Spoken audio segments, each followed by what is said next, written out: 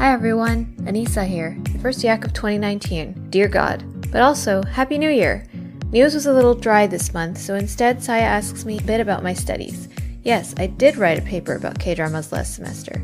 Then we jump right into discussing currently airing shows My Strange Hero, Boyfriend, The Last Empress, Memories of the Alhambra, Red Moon, Blue Sun, and Top Star BAEK. We also discuss some other stuff that's already aired, K-drama and otherwise. And then we jump into January premieres. Be sure to email us at dramasoverflowers@gmail.com or hit us up on Twitter at dramasoverflow to let us know what you've been watching and what upcoming show you're most excited for. Enjoy the yak!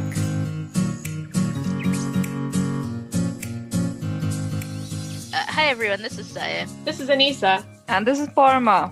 Welcome to our 11th yak! The first one of 2019. Yay! Woo! New year, new yak. So, new year, new yak, but the news is a bit thin on the ground, apart from things like award shows, and they're not that interesting, actually. So what we thought we'd do instead of the new segment this time is I want to ask Anisa a little bit about they're not actually extracurriculars, they are the curriculars. The yak is the extracurricular. So Anisa, you went back to school quite recently and you've been very busy for the whole last semester. Can you tell us a little bit about what you're doing? And it is relevant, everyone, I promise. So I started my master's in critical Asian humanities in August. And I haven't decided what my thesis topic is going to be or anything yet. I have to decide by March and then I'll write it next year.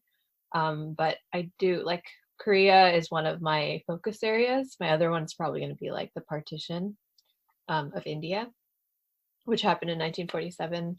And I think it's really interesting how around that same time Korea was also split into two, and there's some really major differences, of course, but then there's also some interesting parallels, and I just see some really interesting connections or similarities between the two cultures.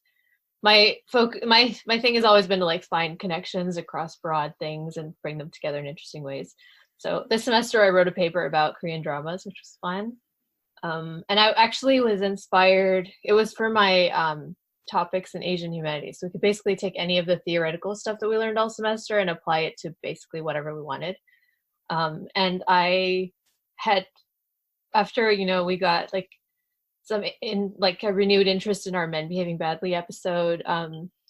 It was around the time when I was deciding what to do for my final paper, and I was like, this is kind of an interesting, I tied it to some of the feminist theory about film that we were reading, and I talked about basically how Korean dramas have made this space because it's dominated, well, it's not necessarily female dominated, but the writers are women and the viewers are generally women, and so that's created a space in a very pretty patriarchal society that is still not really great in a lot of ways for women to have their own kind of stories and to tell stories that really center their experience in a way that is actually not even happening in countries that really pride themselves on women's rights, like the US, which, I mean, that's not the reality, but it's the perception, right? But in the entertainment industry, it's still very sexist. And the film industry in Korea is also very sexist, but it's just really interesting to me how dramas have created that kind of space. And because it's not really prestige TV in a certain way, no one really is bothered by the fact that it's stories for women about women created by women. And I also read about the trend that we talked about in Men Behaving Badly, about how the heroines have been getting much more interesting and varied, and they've been allowed to be more than just candy.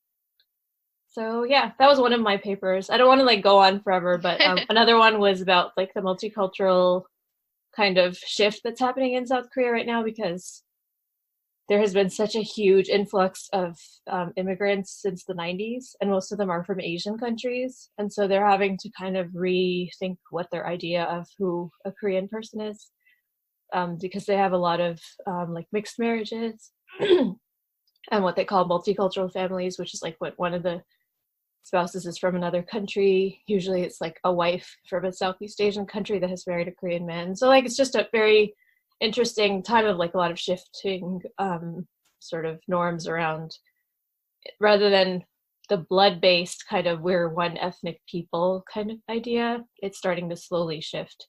And of course, there are people who are against it. I mean, last year there were a lot of anti-refugee protests because there were some Yemeni refugees that came to like Jeju-do, and they were kind of stuck there. And then there were like people who were protesting in Seoul that like send the refugees back home. But then there's also people like Jung-woo-sung, who I love even more now because he was like, I don't care if I lose fans. I'm going to support the right of like refugees to come here, and we should support them.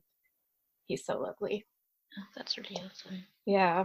So, yeah. So, and then another one was about movies, but like, that was just like a close reading of a couple of movies from the colonial era, which is one of the eras that I'm really interested in.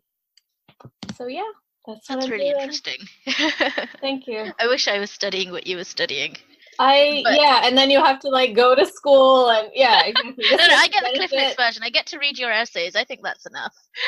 And you don't have to do any of the reading, none of the work, studying, yeah, or the class, yeah. And also, just as a sort of a shout out to our listeners who we've decided are super nerds in the best way possible.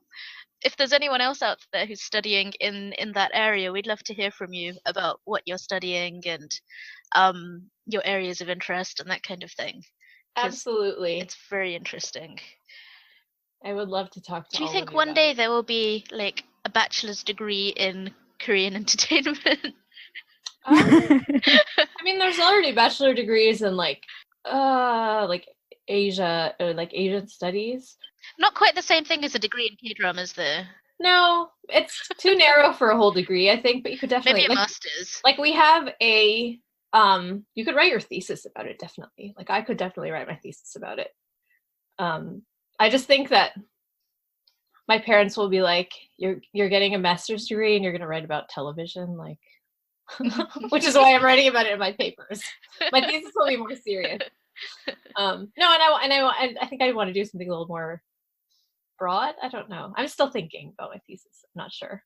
No, I think, but we're like, our school is offering a class on K-pop this semester, and it filled up like within a couple of weeks. It's like crazy. Are you doing it? No, because it's an undergraduate class, and we're not actually allowed to take undergraduate classes for credit anymore. Starting from when I joined, which sucks. Anyway. Such a shame. Would you have done it? Well, I'm doing a class in East Asian Cultural Studies, and I have a feeling that he talks about K-pop in there. Mm-hmm. And I like the prof a lot, so I'm sure it'll come up. It's very likely that it will, with how big like BTS and stuff is right now. Exactly, yeah. Oh, that's fun. Oh, thank you for sharing that with us. Like, that was a lot of stuff that we actually hadn't heard before. Because we do, of course, talk about this behind the scenes. But yeah, thank you for sharing that. Well, thanks for asking me. And if anyone else wants to ask Anisa anything, send in your questions. Yeah, if it's interesting. I don't want to bore you guys. I'm always conscious of the fact that this is something that I'm like really interested in. I can go on and on about it, and then like I do it to my family, and sometimes I'm like, maybe they don't actually want to hear about this. And I'm just one of those annoying people who like can't read the room as no dunchi.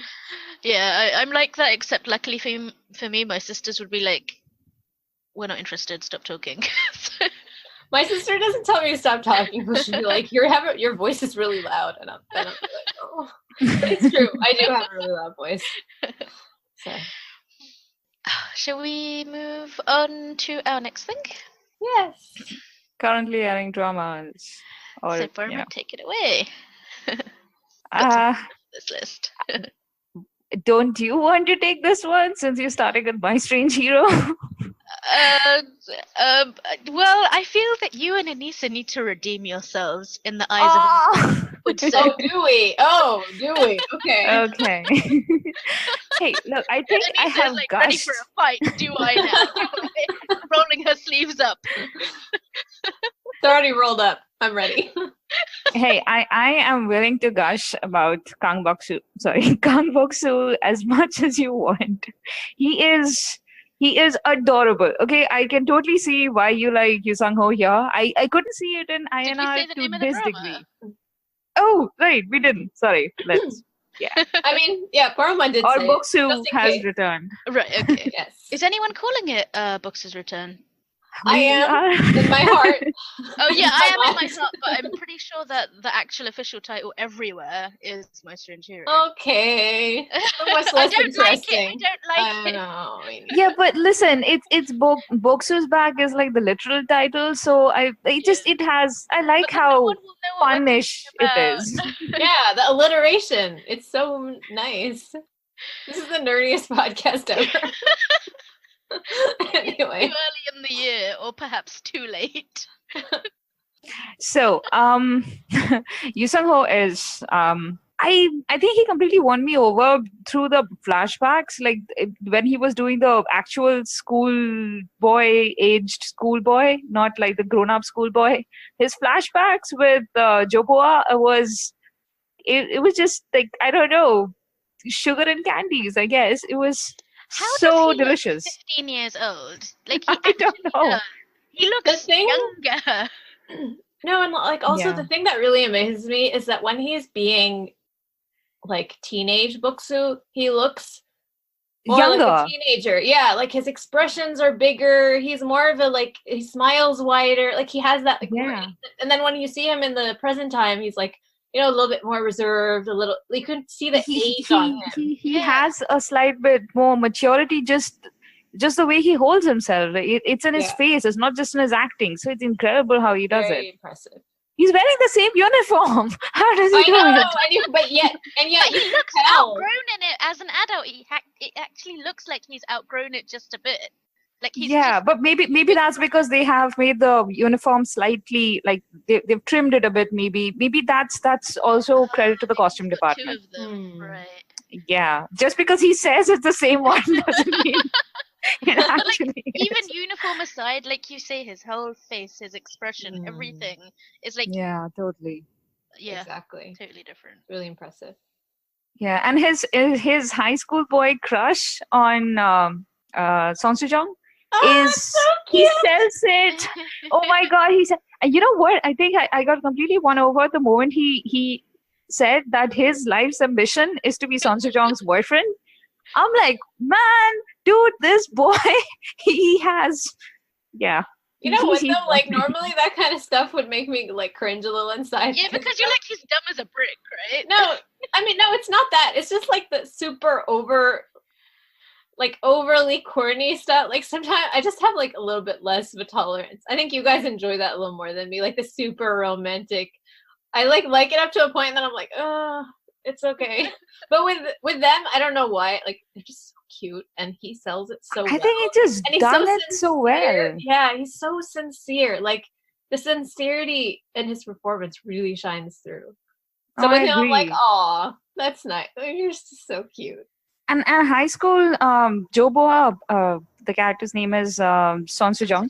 High school Son Soo-jung is pretty good too. I really like her when she is in high school. Like her relationship with Kang Bok-soo is like, I like both of them at that stage. My feelings change a bit towards adult Son Soo-jung because I think that the problem is with the writing, but we'll get to that. See, the thing with that whole I want to be Son Soo-jung's boyfriend, that's my ambition. The thing that wrung me about that phrase was how similar it is to phrases uttered by other female characters in other dramas. Do you remember in Fight My Way, you had that, what was her name? Oh, the Sora? second, the best friend, the second. Yeah. Was it Sora? Oh, I don't remember now. Maybe. I think it was, Started with yeah. an S. So the best friend of the main couple. So the female, her life's ambition was to be a housewife and mother. And Fight My Way went out of its way to say that's an okay ambition to have. That's perfectly fine. That she would make an excellent wife and a mother. You know, your ambition doesn't just have to be like a great announcer or a great boxer or that. So I like that in this case. The boy was like, listen, you would make an excellent teacher, but all I want out of my life is to be your boyfriend. I just like that they did that. So yeah, and I'm all about the subversions. Okay, you can really hook me just by subverting basic sexist tropes. It gets me every time. So yeah, and Kang Bok-soo sells it. What I really enjoy about his character, another thing that he has these things, and his whole, because he like presents so solemnly when he's like about to give a quote, right? and then he Yeah. does a misquote. Yeah. How are you? How are you?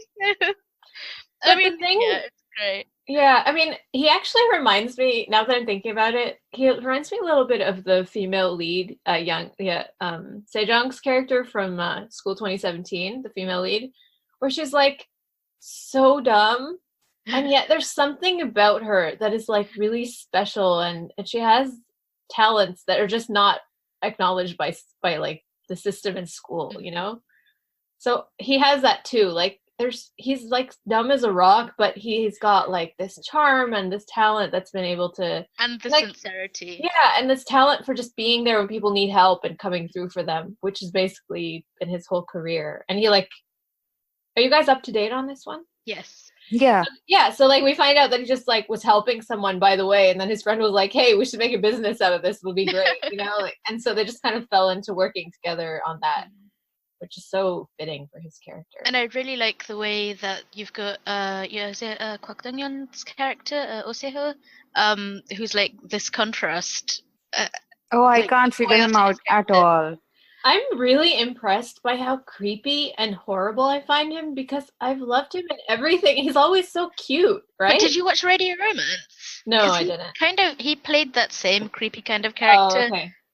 Okay, so he played this completely amazing Sunbae in My ID is Gangnam Beauty, and I loved him. That's the first time I noticed him, and from that to this, I can't recognize this guy at all. I saw him for the first time when he was really young in like a family drama, and he played one of the children of one of the families, and so like it's so weird to me to see him like in this grown-up role where he's being all creepy and weird and evil. Yeah, I'm not sure I like him in with this creepy, the crazy-eyed look, because he did this a lot in Radio Romance, and in Radio Romance you couldn't quite figure him out either.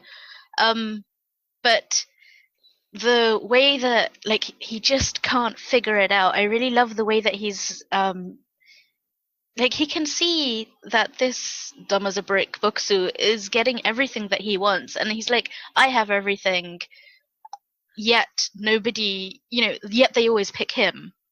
And Yeah. like the way the accident, the rooftop incident worked out as well, it's like that was so creepy.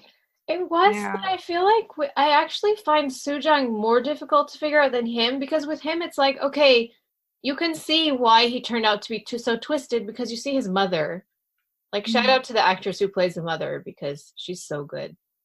Yeah, and she usually plays really lovable mom type right. characters. Yeah, like she was the Haejung in the KIS, and Terry's behind me, right? She's like the head of the neighborhood edge of my intelligence. She was so great in that. But like you can see that it's because he's been put into this really like competitive environment, and all that his parents want from him is to succeed, and like he's under a lot of pressure, and probably he has some mental illness in there too, and it's kind of twisted him into this. So, like you said, he sees that Boksu gets all this stuff, and gets to like have a family that loves him. Like when they go home and they see his family, and then afterwards he's walking with Sujang, and he's like, oh, I'm really jealous of Boksu. He has a family, like a mom that comes out in dramas. Like, obviously the contrast is really stark, right? But with Sujang, I just don't quite understand what's going on in her head sometimes. I don't understand it either. Yeah, Oh, like the that's writing funny. is a little inconsistent. Like by now I'm pretty on board with the two of them, especially after episode 7, but there's still a lot of scenes in the middle where I'm just like, I'm not on board with them at all. Oh, you're not? Okay, let's hear it. Okay, you know that crucial conversation they had, and this is mildly spoilery, guys, but like the drama's halfway through, so of course they had a crucial conversation. There was a misunderstanding, and the thing is that Son Soo-jung she equates what she suffered after Boksu got expelled from school, which is just, I don't know, she felt isolated and friendless in the last few months of her school. And she compares that to Kang Boksu's experience of being expelled and then not being admitted to any other school, not Having being able his to have whole a career. life derailed. Exactly, having his own. How is this woman? I cannot understand her at all. And the worst thing is, I don't understand that conversation. She didn't conclude anything. She didn't ask him what happened. She didn't ask him. She just asked him, did you push Oseho? And he said no. And she's like, sorry, I didn't ask you before. It just, there were breadcrumbs, I suppose, where you could see how she was getting to the point where Kang Boksu, sorry, why do I keep saying that? Kang Boksu repeatedly kept asking her, why don't you ask me? Whenever you see me in a situation, in an altercation, why do you just assume that I am the person, I'm the guilty party? Why don't you ask me what happened first? And so she does, but But then on why the one doesn't hand, he tell her? That's what bothers me as well. Yeah. It's like, it's not a full conversation. Like if you're going to have this conversation after 10 years, it's going to be more than just Right. exchange of one sentence. You know what I mean? They're Yeah. holding back on this complete conversation, and it makes no sense. And But then how the did other Boksu thing- just forgive her? So because he's had a crush on her for all this time. He's been in love with her all Dude, of this time. at this point, the way he looks, like the thing is, any sane thinking person, even if he was in love with this woman, he would at least have that bit of hesitation that I haven't cleared my name in her eyes yet. Like she says she For believes him, me, but for she him also it believes wasn't something. about being cleared. It was about her believing him. And that's not to say, because I really totally agree with you, because I really am not on board with her character either. Like, on the one hand, she's that flawed character who remains flawed, and like I know how she works. How she works is she's got this very inflexible mindset. What she sees is what is true, and that's all she believes in. But that doesn't quite square up in that she hasn't really experienced any growth yet. Like saying sorry Exactly. hasn't changed her. yeah. All she said is, but also, yeah, like you say, her suffering does not match up in any way to what he's gone through. But then I feel like that's part of who Boksu is as well, is that it was never like school wasn't a big deal to him. What's important to him is his relationships, and to repair that relationship or to restore it to its original level of faith is what was more important to him than telling the story. Because I think also he doesn't want to tell Seho's story, because like he knows what happened on the rooftop, which is that Seho pulled himself out of Boksu's grip and let himself fall while framing Boksu for it. So But Go on. Seho did more than that. Yeah, he did a lot Yeah, more well, than that. this He is one of- always does this. Yeah, but Go then on, see, Anisa. the thing is, what I don't understand about Kang Boksu protecting Oseho is that Oseho telling the I think class he's not about Son protecting Sujong's- him. He's minding his own business. Which no, is he's something that not. he does. He's no. Okay, can I? Sorry. Okay, go on. Go on. Just my caveat. Like, I know I said I was on board with her. I'm more like kind of on board with where the story is taking them at this point, but that will change depending on what the writing does. But I agree with you that like that, like Paroma, what you said about how their conversation was incomplete. I agree, and like the whole thing, like he has a conversation with his best friend. What's his name? Kyungun, I think. And his friend's like, maybe you should tell her about like what Seo did in the past. Like he seems like a pretty dangerous guy, and he's still around. He's like, no, I don't want to distress her. And I was just like, oh. Which is just weak writing at that point. Yeah, So when it's very a character makes a choice like that, a deciding choice that can keep the plot from tipping over, you have to give us a convincing reason for that, not just that, oh, I didn't want to like stress her out. That The can't be reason the is reason. that they want to extend it for a few more episodes before. And I don't really mind this entire thread that they're doing now, where Son Sujong is trying to figure out for herself. Like on the one hand, she's fighting her urge to just ignore what happened in the past and move on, and then there is the other side, which is like, no, I have to figure out what happened in the past, especially because Oseho is just creepy and weird. And finally, the thing that actually bothers me about that entire confrontation was that it undermined Son Sujong's character. See, I'm okay with her being wrong. It's fine so long as she has conviction in what she actually believed in 10 years ago. But the way she just dropped the whole I think you did wrong thing, like she had such conviction in what she had heard that she sort of held on to it for 10 years. But it just flipped on its head so quickly.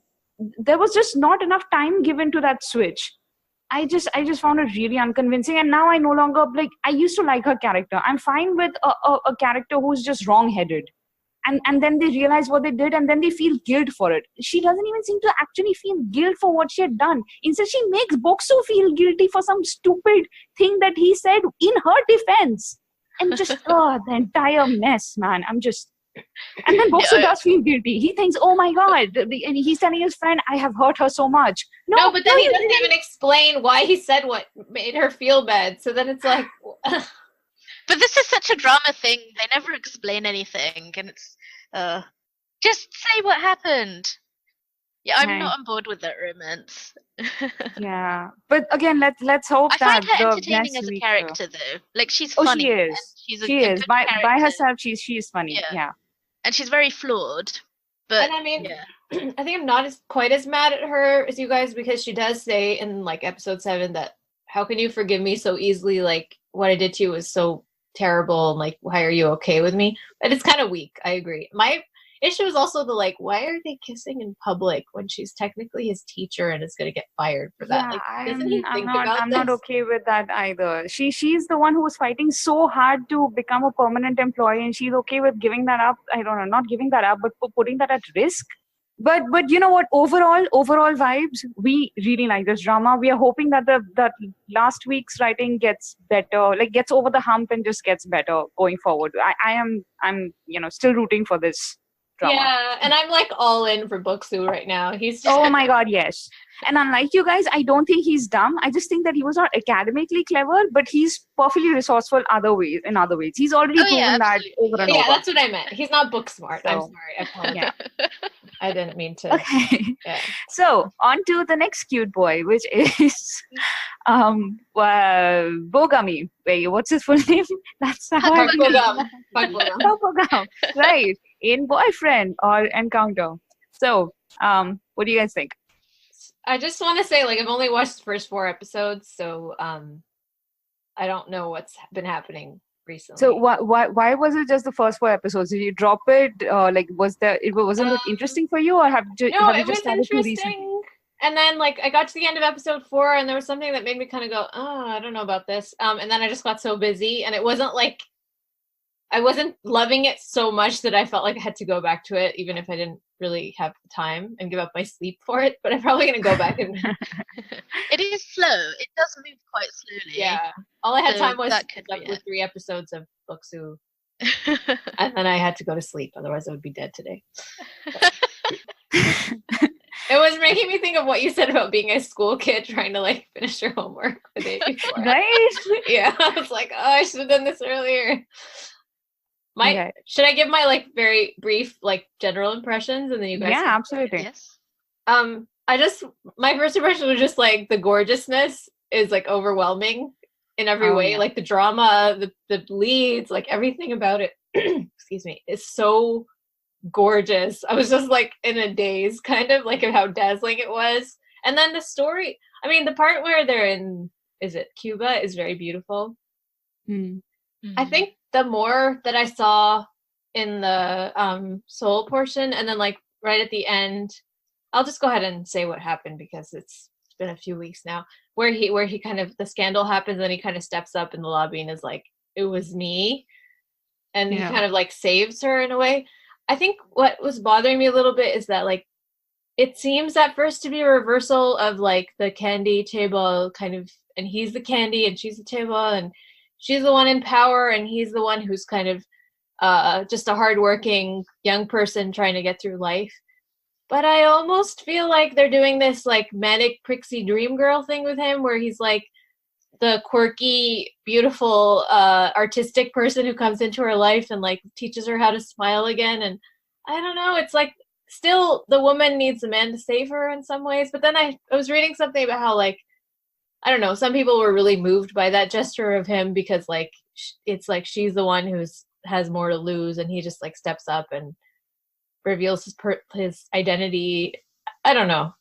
Maybe you guys can tell me if that vibe keeps going. I mean, I can see why you say that, but I don't think that he's saving her because he has even more to lose. I mean, as much to lose, perhaps, if not more. So like it's a risk for him as much as it is for her.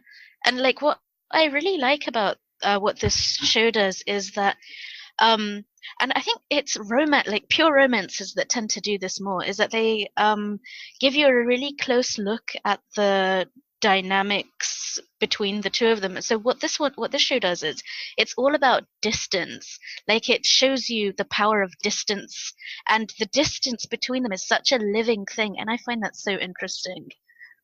And like the way I feel about the show is not quite how I feel about The Temperature of Love, but like it falls into the same type of show, in that it's like where the romance is going is I'm not quite sure how to explain this.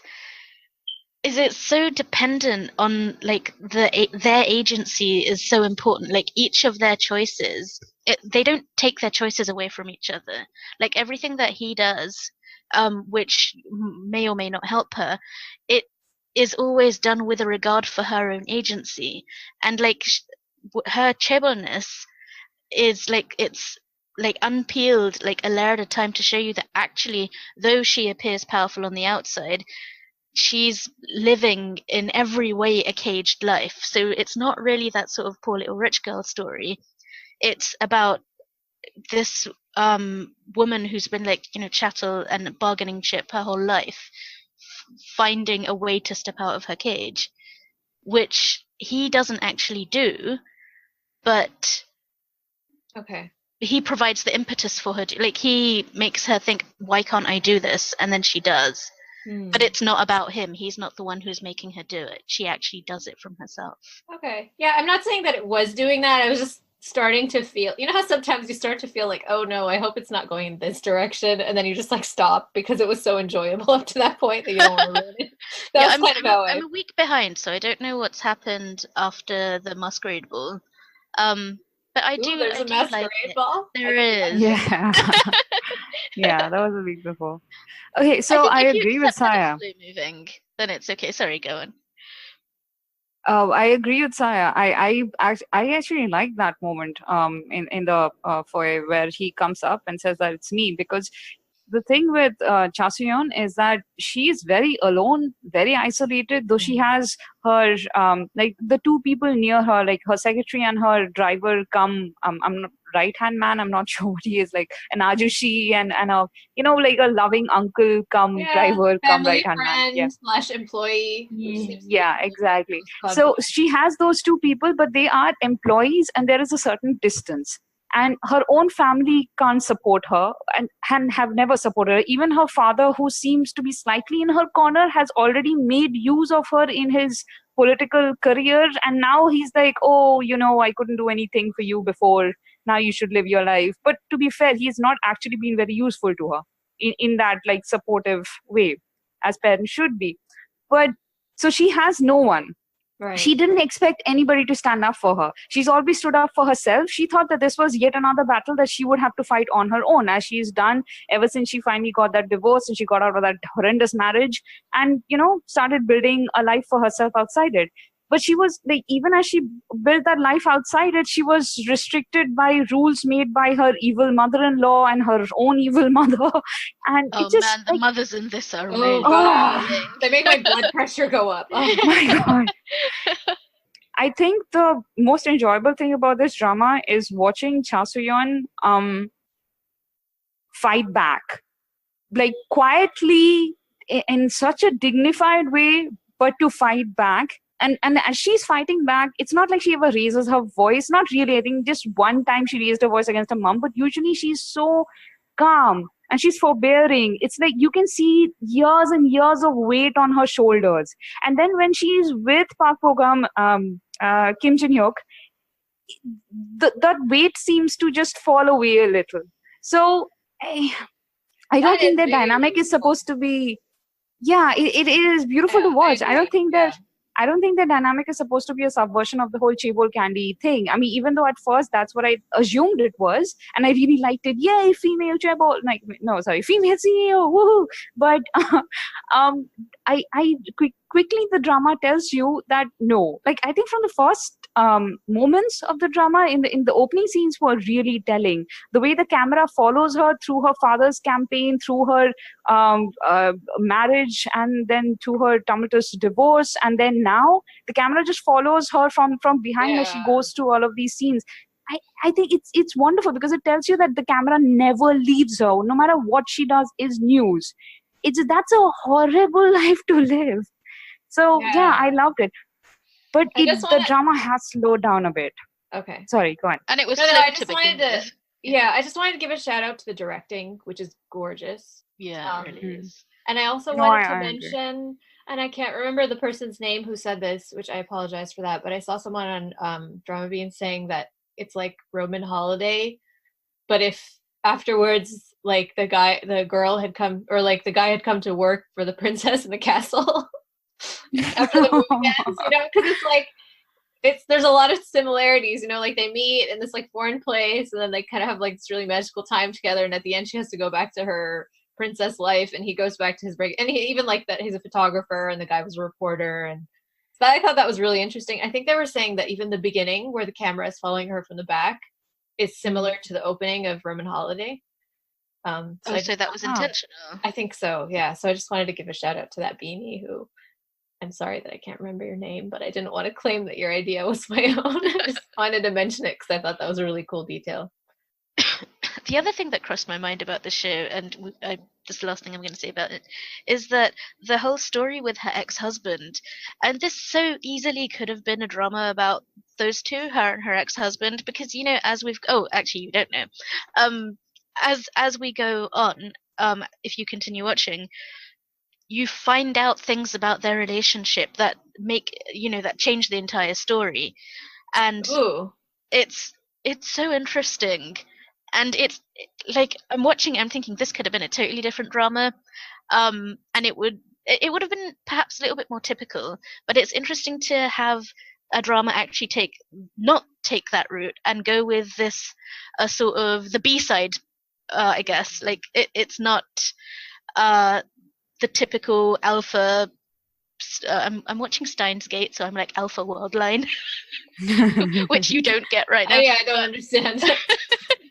But I get what you're saying, though. The main course of events, and then there's the one where you change something and it becomes the beta world line. So going the route of following the romance with Pagbogum is like the beta route of the romance, and I enjoy seeing that as a drama choice because it is quite atypical.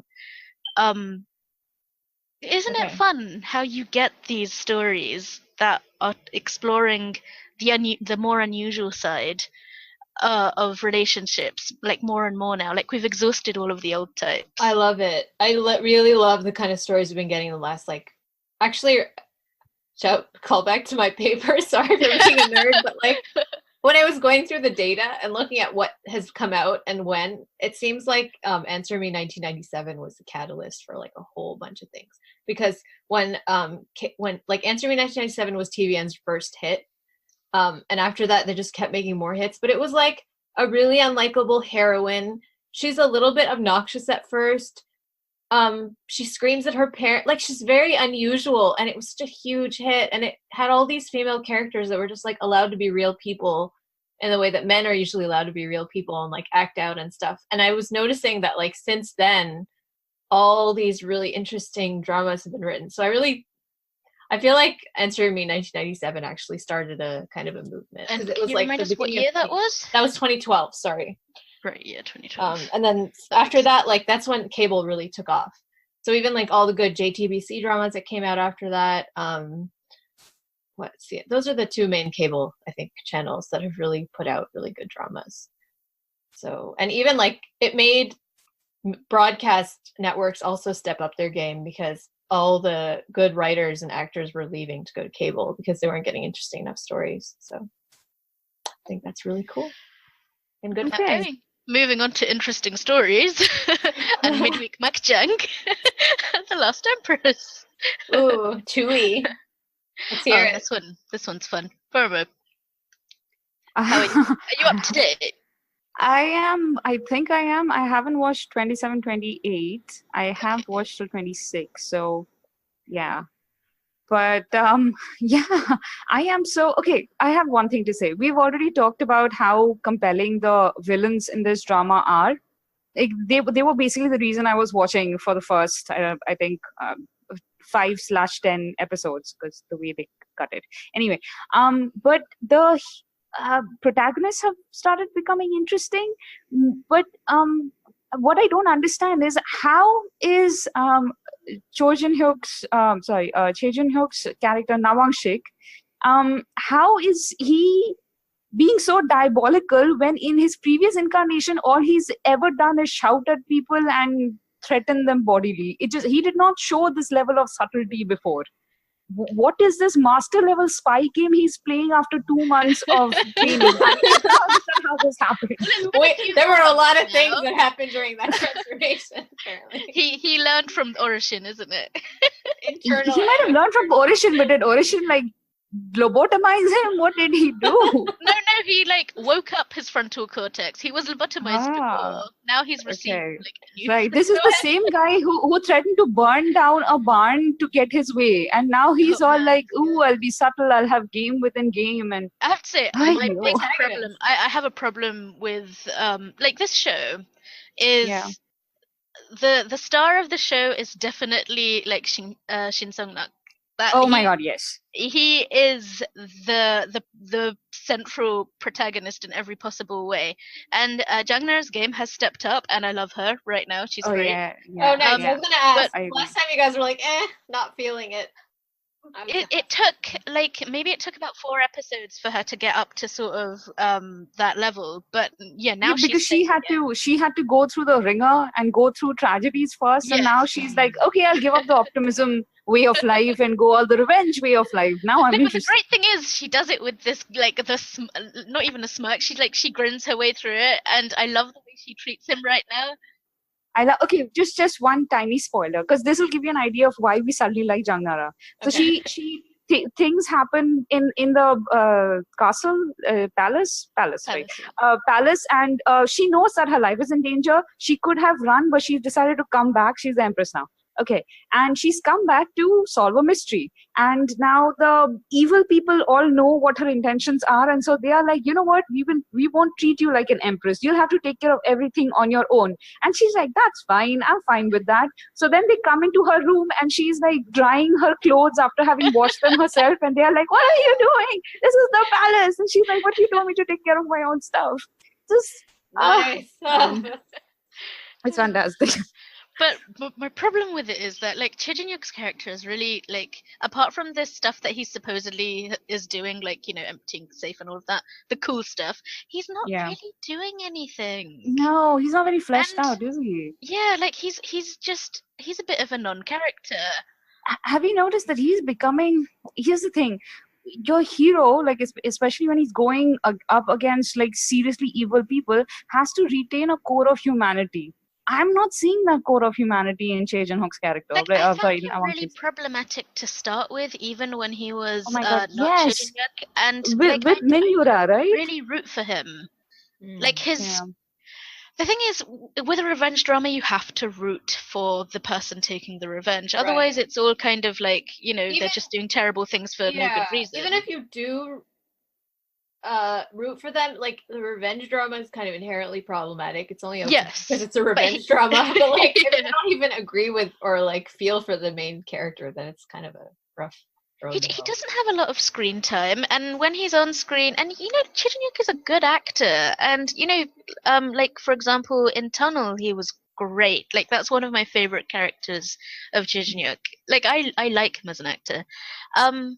So to see him sort of be a bit of a zero, like a kind of a cipher in this it's not what I expect. And it doesn't make it that rewarding in that sense. So like you're rooting for Jang Nara's character, and you want to see what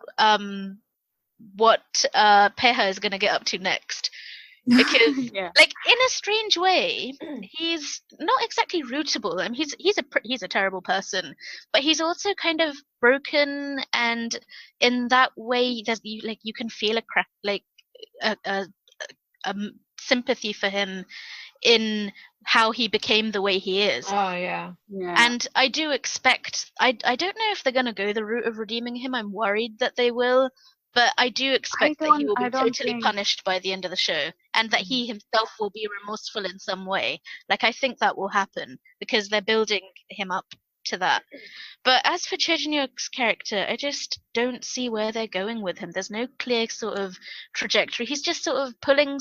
We're informed that he's pulling strings. We don't even really sort of see behind that mask of his. Yeah.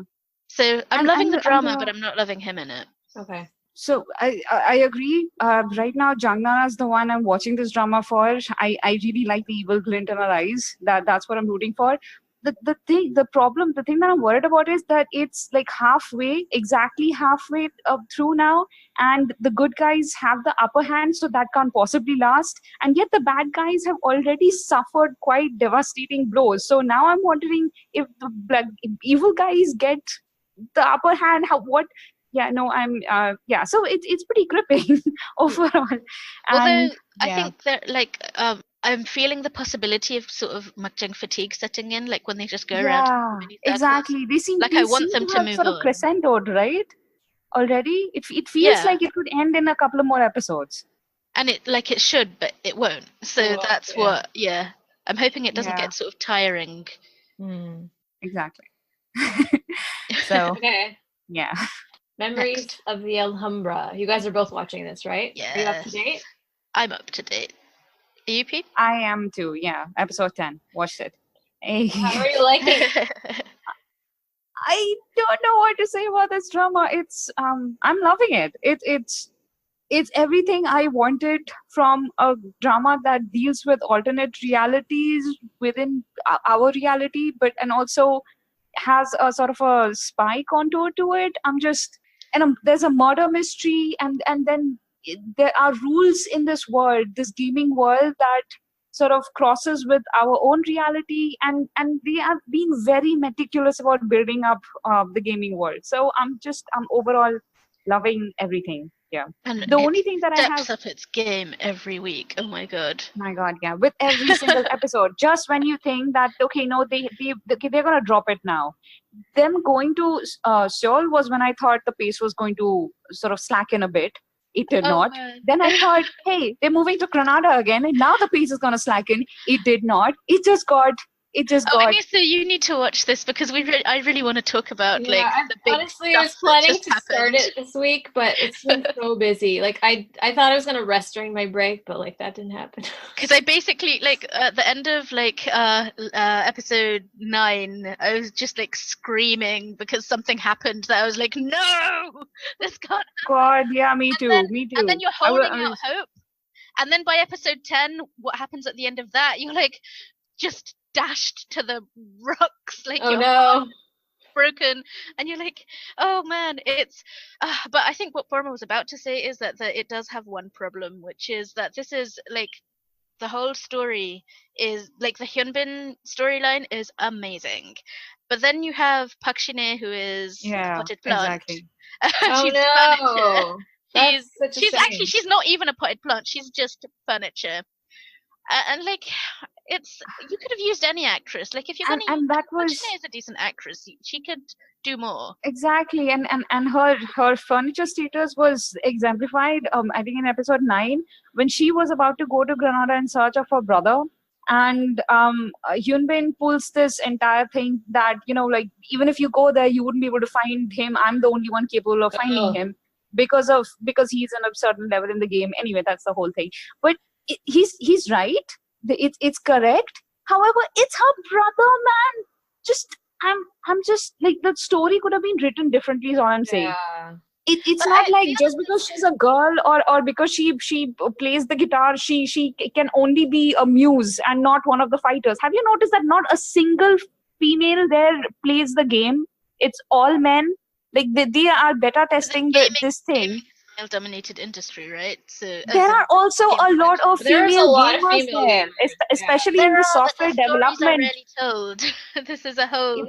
I Isn't mean, that the in the whole? software development sector, especially like the gaming sector, the people creating the games, there are definitely women in there. So Oh, yeah. these kids, like, I mean, I do not Yeah, get and that. Well, the thing sexism is is, like a huge problem that gaming really needs like to I was deal with. thinking of And it's Gamergate. becoming, so like they could have done something really great. But then do you think that in Korea that Gamergate was a thing the way it is sort of in the English-speaking world?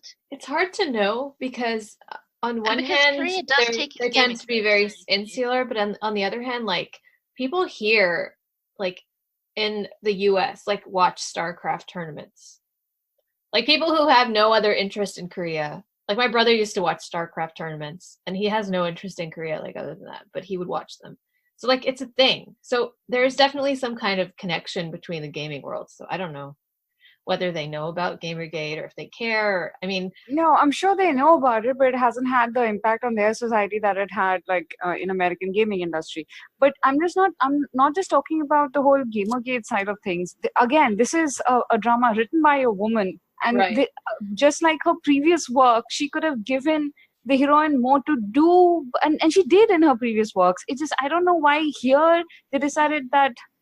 I'm not sure I agree with it. You know, I was going to actually just say that this is Song Jae-jung who historically she writes really amazing sort of speculative plots Oh my God, and yeah, that she kind of thing. comes up with But her worlds that. female characters are not that strong. Like But do think you of remember Nine. in Two Worlds? No, I'm sorry. Nine is definitely a drama where the female character was pretty much like just she might not have existed, but But also, like her male characters always get the better story, whereas the female characters always just get like a bit of romance. And it was the same in W yeah. because the whole like W evolved into like the reason it sort of went down the drain was because the story went all in on the romance and it dropped the ball on the whole The female sci-fi character's aspect of arc. it. Yeah, and it's like that is actually like pretty much a characteristic of this writer's writing. And it's like it's the flaw to her brilliance. But she's also the one who wrote Faith, the Good Doctor. Oh, And that's true. But that was a while back. so, That's one of her. Wait, to did be she? No, honest, no, no, no, no, that no, no, No, no. she Different didn't. writer. She That was didn't. Songjina. That was No, Songjina. yeah, Different she didn't. oh, She wrote this Queen is and why This I'm is Kinsman. wondering. Queen and Huntsman, Nine, Coffee House. W, Yeah. Coffee House that was one of her older ones. I haven't seen that. And now this. So like this is characteristic of the way she writes her heroines. But No wonder. Wondering what this the hell one is happened. particularly egregious, I feel.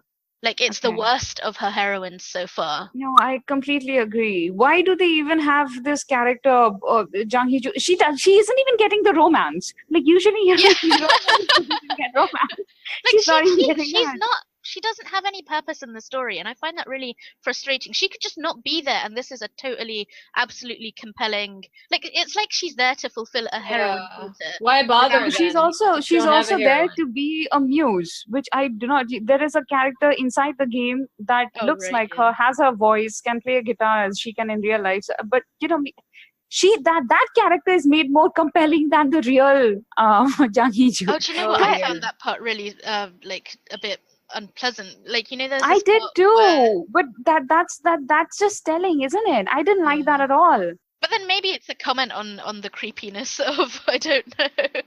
I thought it was particularly horrid when they had that situation where so she's an in-world character, right? She's a NPC, a non-playing character. So one of the developers working on the game after Hyunbin's bought it, he dresses her in different dresses, and Hyunbin's like, delete. Yeah, delete that character. I don't want this to happen. But that's because he knows her in the real world. The developer doesn't. So if the developer goes on to do this with other NPCs, that's fine, right? But in this particular alternate reality, the women there aren't just two-dimensional animations. They are real. They look like humans, and you're changing their dresses with a flick of a finger. It's just, and making them do you say know things how to creepy you. that? It's so Exactly. creepy. Oh, it's that whole, that robot human thing. Yeah. Except in this and case, it's it like just it just it we are still like as humanity is still processing what we would do with AI on that level. What are the boundaries we should keep, and what is okay to cross? We're still processing that.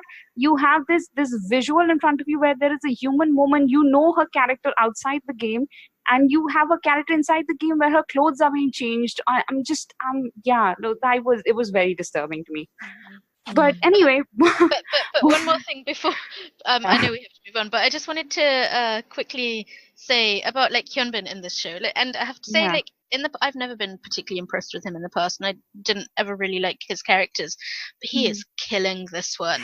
Right? So, oh my god, like he's what you see here, and like Anisa, he's a character he's this wealthy CEO who's like probably a genius, I don't know. Anyway, he's very intelligent, and They're always genius.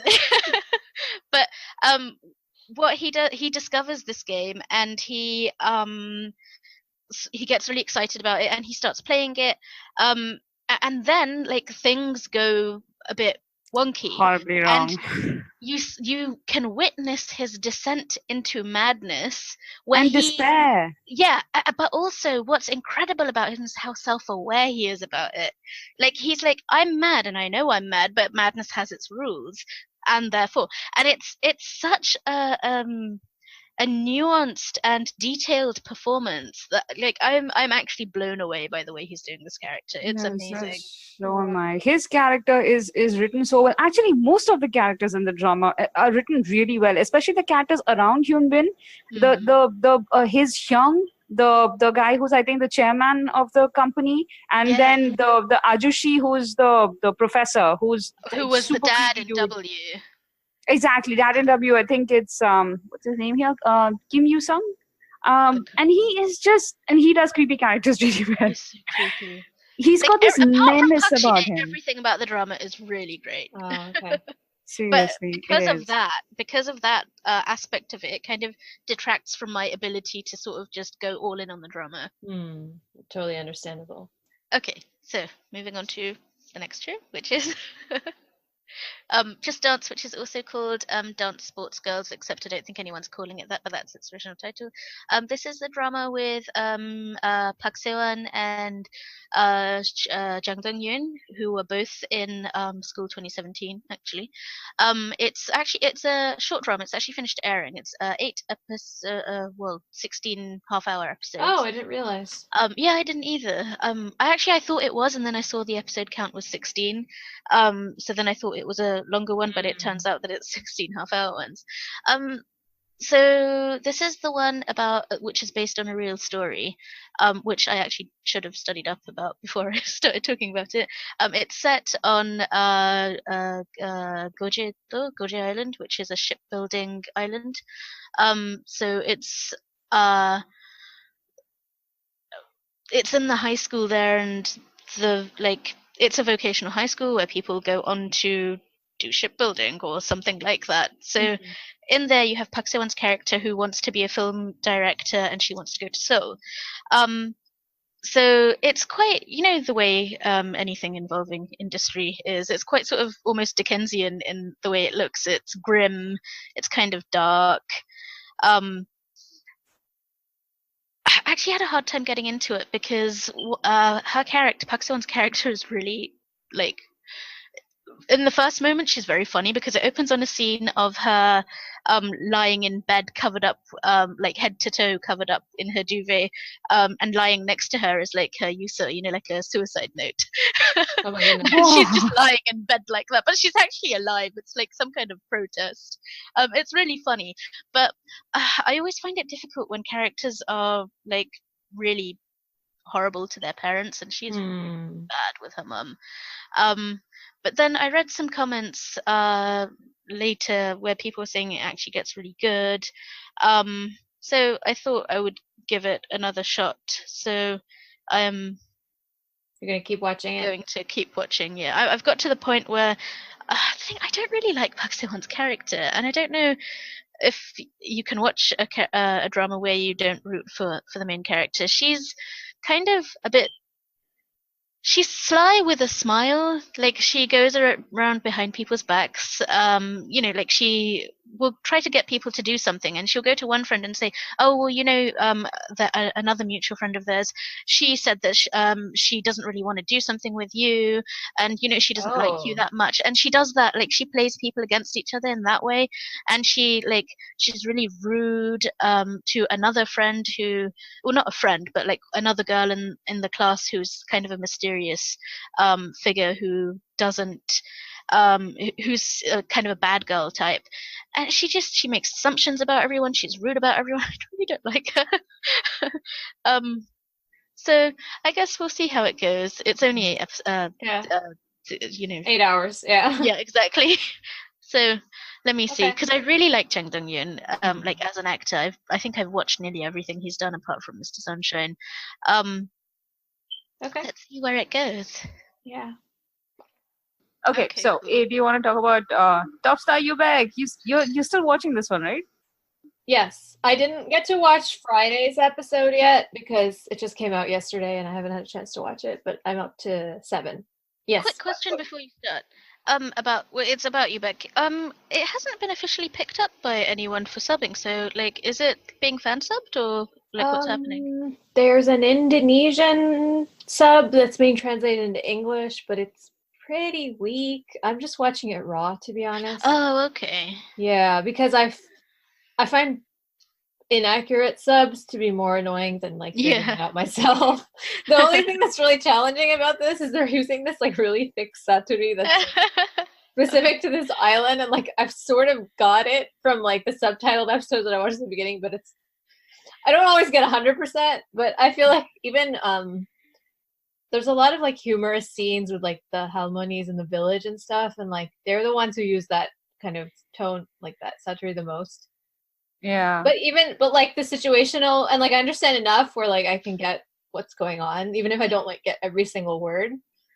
Because so much of it is about, and then there was Beanie, her name is, let me see if I get this right. I think it's Pakalana Pikake.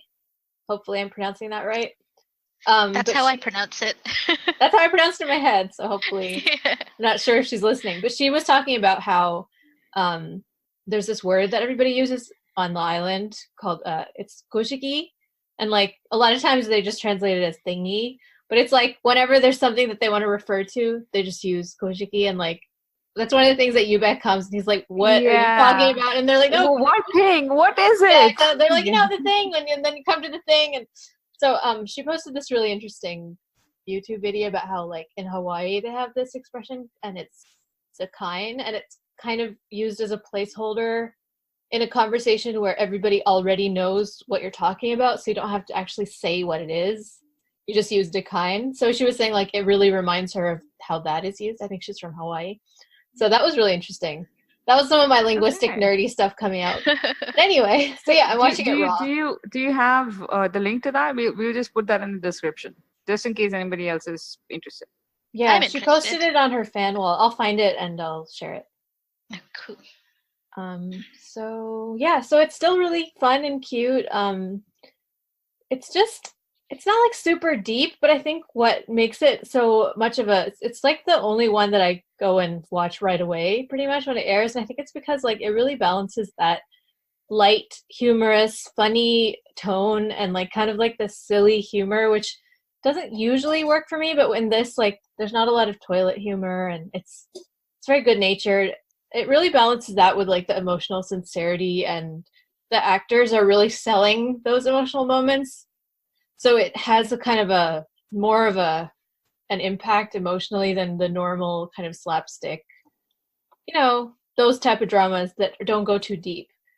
So yeah, I remember because I think I watched till episode 4. I didn't I haven't been able to watch it in the last couple of weeks, but it didn't make you work to watch it. It was very easy in that way. Yeah, so it's very easy to watch, but then like you get these moments where you're like, oh, like, really, I felt that in my heart, but it's not, there's no like super deep angst. Like the angst is that he really likes her, and his lifestyle is completely in opposition to the kind of life that she wants to live with her grandma, like So it's not like a super deep conflict, but like you're really feeling it, you know, and he's like dying inside. And it's also because he's so immature as an idol that like it's killing him, because like finally he likes this girl and she's just like couldn't care less, or she's rejected him. He's like, how could she reject me? I mean, his character is just so funny.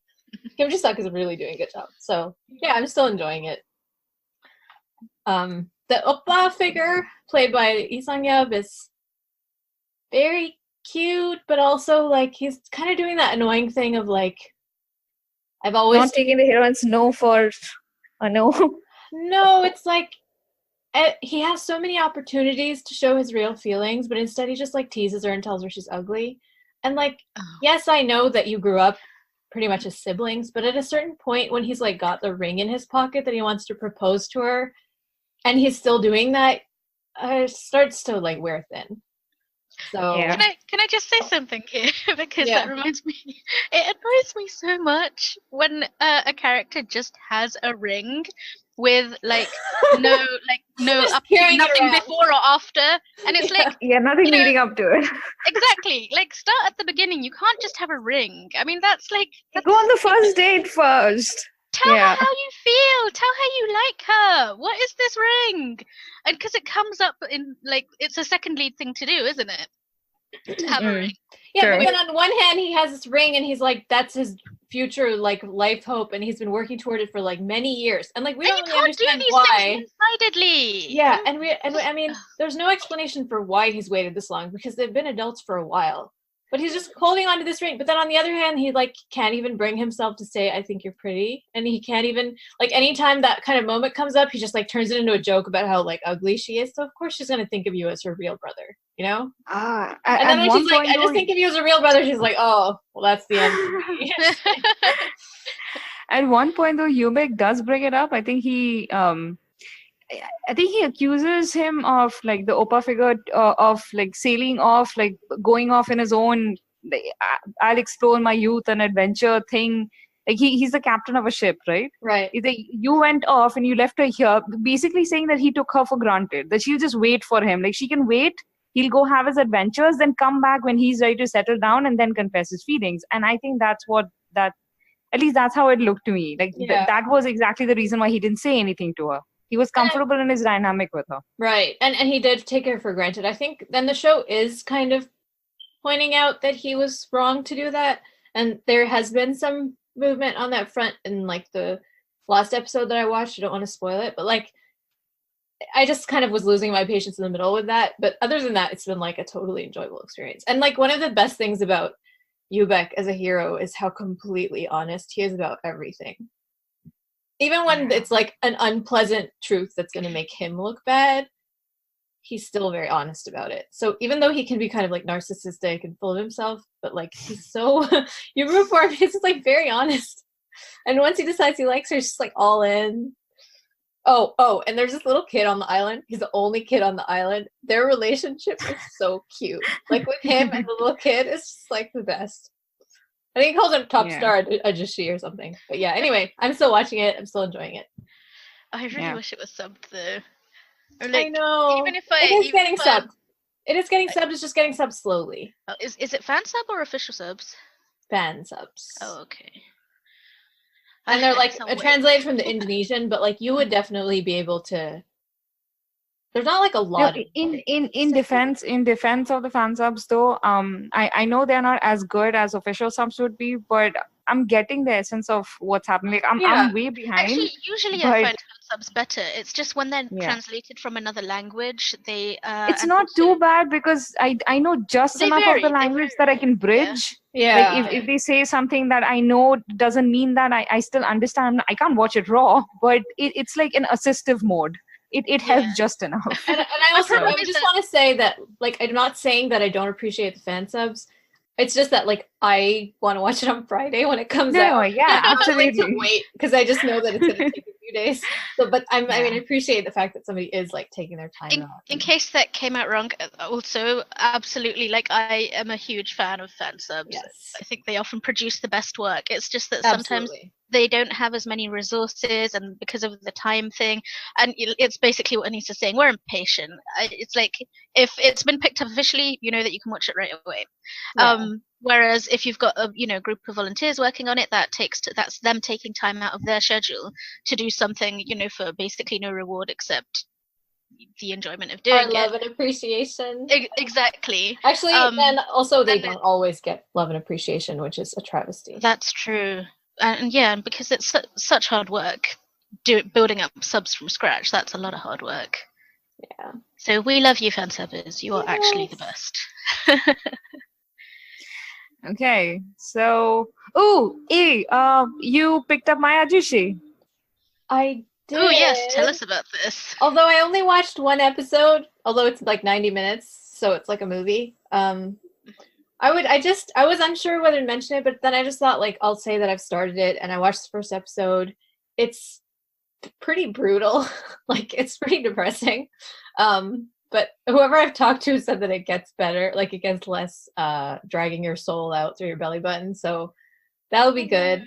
It does give me a Mi-Sang vibe, and it's a Mi-Sang director. So Mi-Sang also had a really depressing first couple of episodes, and then it slowly kind of built to this crescendo of feeling and hope and kind of like all these like extremely emotional feelings, even though they're kind of contained, if you know what I mean. Like it wasn't a super dramatic show, but it was very intense for me, at least. I just thought they did that really well. Like this kind of restrained but very powerful emotion. So I'm getting a very similar vibe from this show. Lee Sung-gyeon's character is kind of a doormat that gets taken advantage of everyone, which is an interesting. And IU starts out being pretty. She's not great. She's not a great person, but I think it's an interesting dynamic for sure. So I'm definitely gonna keep watching. My sister has said that she doesn't want to watch it anymore. But she also didn't like Mi-Sang. Yeah, she doesn't like things that are that depressing and realistic.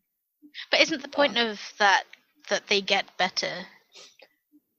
Yeah, but I think she watched some of Mi-Sang too, and she's like, it's just not her thing. So yeah, but sometimes you have to be at like certain stages of your life where it just works better. Like initially when I started Mi-Sang, I was not in a state of mind where I would want to watch that world. But then 2 years later, when I watched it, it just hit all the right notes for me. So I think what she was saying is that she doesn't like it when you can kind of, you know how in this kind of show, because it has a slightly like measured, slower pace, you can kind of see bad things coming at a greater distance than in the show where like it's really exciting and everything's happening really fast and things just happen. And so even if bad things happen, you don't have this sense of like dread leading up to it. But I think in this show, it's like you can see that something bad is going to happen to the main character, and you're just like kind of waiting for the acts. When I have that much dread, I can't carry on watching. Yeah, so that's what she was saying. So yeah, and there were some moments in Mi-Sang like that too, where you just see that it's not going to end well for this whoever it is, but you just have to keep watching them, in like very intense detail. So I get that. I didn't realize this is from the same writer as Oh-hyung again. It is, yeah. Which like Oh-hyung also had. I mean, I don't know what IU's arc is going to be. I know she has an arc from the reviews that I've read, but like Oh-hyung was pretty unlikable, and I know that. I mean, I enjoyed watching her for the whole thing, but I know there were some people who like couldn't stand her and they stopped watching for that reason. So maybe her thing is like to write these very interesting kind of very like not easy to deal with type of heroines. Which is actually done well, is pretty amazing. Yeah, I mean, I liked Oh-hyung, even though I didn't actually like her all the time, but I thought she was a really interesting character, personally. Okay. Keep us updated. I will. Yes. Yeah. I'm probably gonna pick that one at least. Try it out a little. Yeah, I don't think I could binge it because it is a pretty like it's every episode is so long but I'll keep watching. Are all the episodes 90 minutes? I sure hope not. I don't know. I'll get Yeah. back to you on that too. Okay, you want to talk about Um, Red Moon, Blue Sun? Red Moon, Blue Sun. I kind of don't really know what to say, except I think I've figured out who the murderer is. Ooh, So but you this can't show, tell us that. no, I can't. This show just it's so good. I think it's deeply underrated. And at the beginning, you kind of couldn't tell like what genre it was exactly. So, and I couldn't either because I remember like the first two episodes I was watching it and I was just like very confused about like I was really into it, but I had no idea like what it wanted to be. And of course, it's like it's settled into where it's going and it's come together really well. So what you've got is what have I told you so far? So you've got Lee Kyung, who's a You police told us the he's setup of the basic setup, like what all the characters are doing and the whole thing with the disappearing or like dying kids and how she loses her child and all of that. Remember in the last yak? Okay, so it develops on from that, and now they're getting sort of every episode they get some new clues about who this mysterious killer is, and his like their code name is Red Cry. So where the story is going now is they're just trying to discover who is Red Cry. Mm-hmm. The person who is rescuing in inverted commas, rescuing kids from abusive situations, but is it really rescue? Mm-hmm. Like something just happened in one of the recent episodes about 1 or 2 weeks ago where one of the abusive parents was like forced to commit suicide for the sake of the daughter that she'd abused. But then the daughter actually witnessed that happening. And so at one point you're asked, on one level you have the characters who at first they see Red Cry as this like heinous, irredeemable murderer, and then they all reach the point Kim Sun-a's character starts off at this point, but Lee Kyung's character starts off at the point where he's like, murder is murder. But he, like, after about, 6 to 8 episodes, he's reached this point where he's like, why doesn't Red Cry finish this bad parent off? As in, he wants the, quote unquote, justice of someone that the law can't catch or punish. To be done away with by Red Cry. As in, emotionally, he's there, and it's such an interesting sort of psychological process / journey that you watch his character take, especially, and like, remember I said how ambiguous it was about and how unreliable everyone was as a narrator, and particularly Kim Sun-a's character. They really play on that, so you're always sort of off balance about, how sound of mind is she?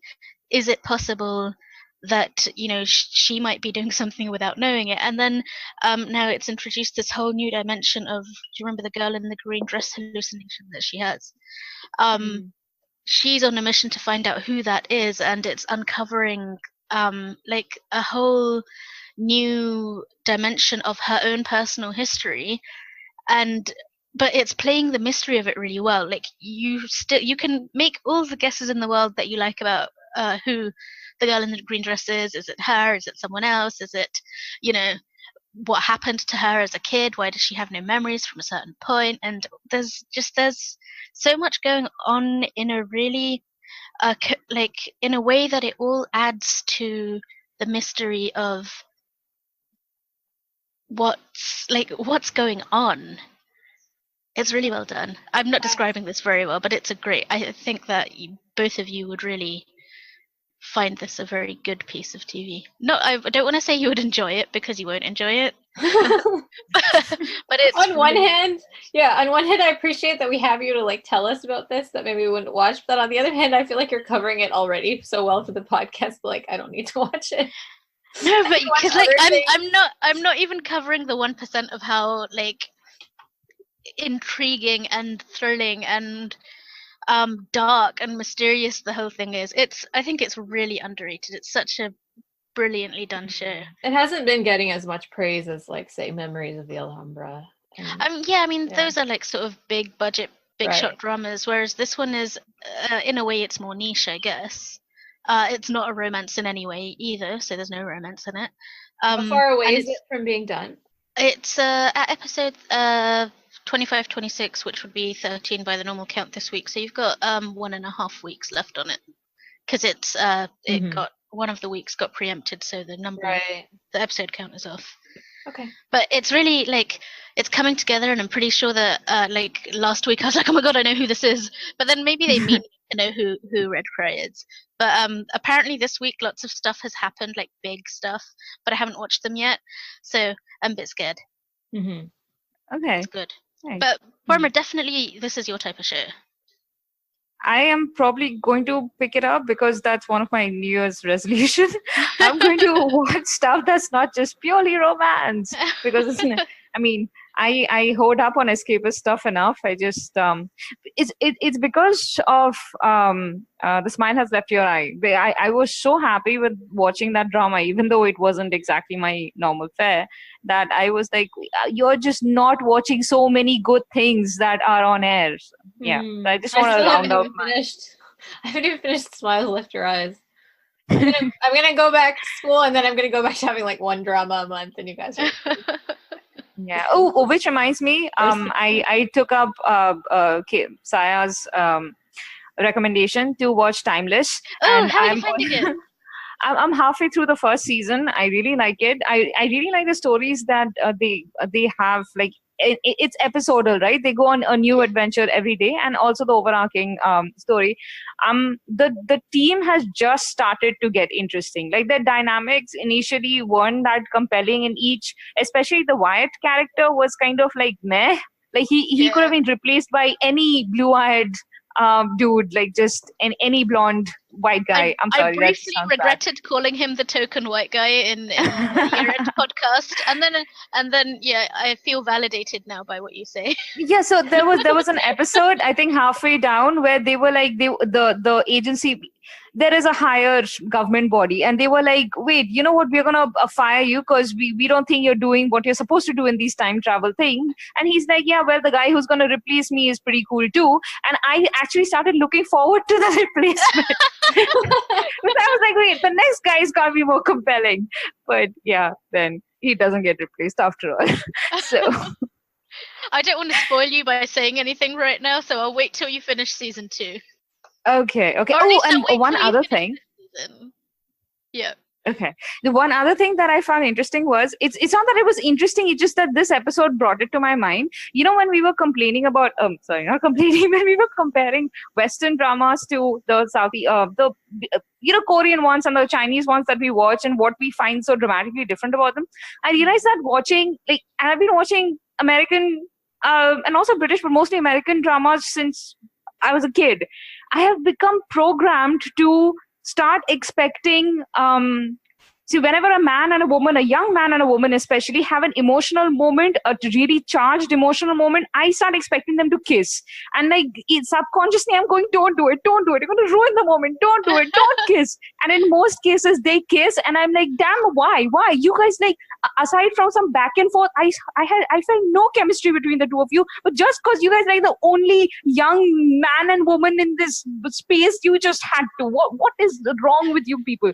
There's no build up, whatever. And they had that emotionally charged conversation, Wyatt and Lucy, and I was like, wait, this is the moment. And in my head I start that chant, don't kiss, and then they don't kiss, and I was so happy. So yeah, totally random revelation that I just had during and basically, you know, the shows I end up really loving, the sort of English language ones, they tend to be a lot like a K-drama. Yeah, I have seen that both your ex. Yeah. And also one other thing, just before we move on from this unintended segue, is that one of the things I really loved as I was reading about this afterwards is that the showrunners were saying that the Lucy character, they wrote her to be they wrote her so that her superpower was her brain. And I just loved that.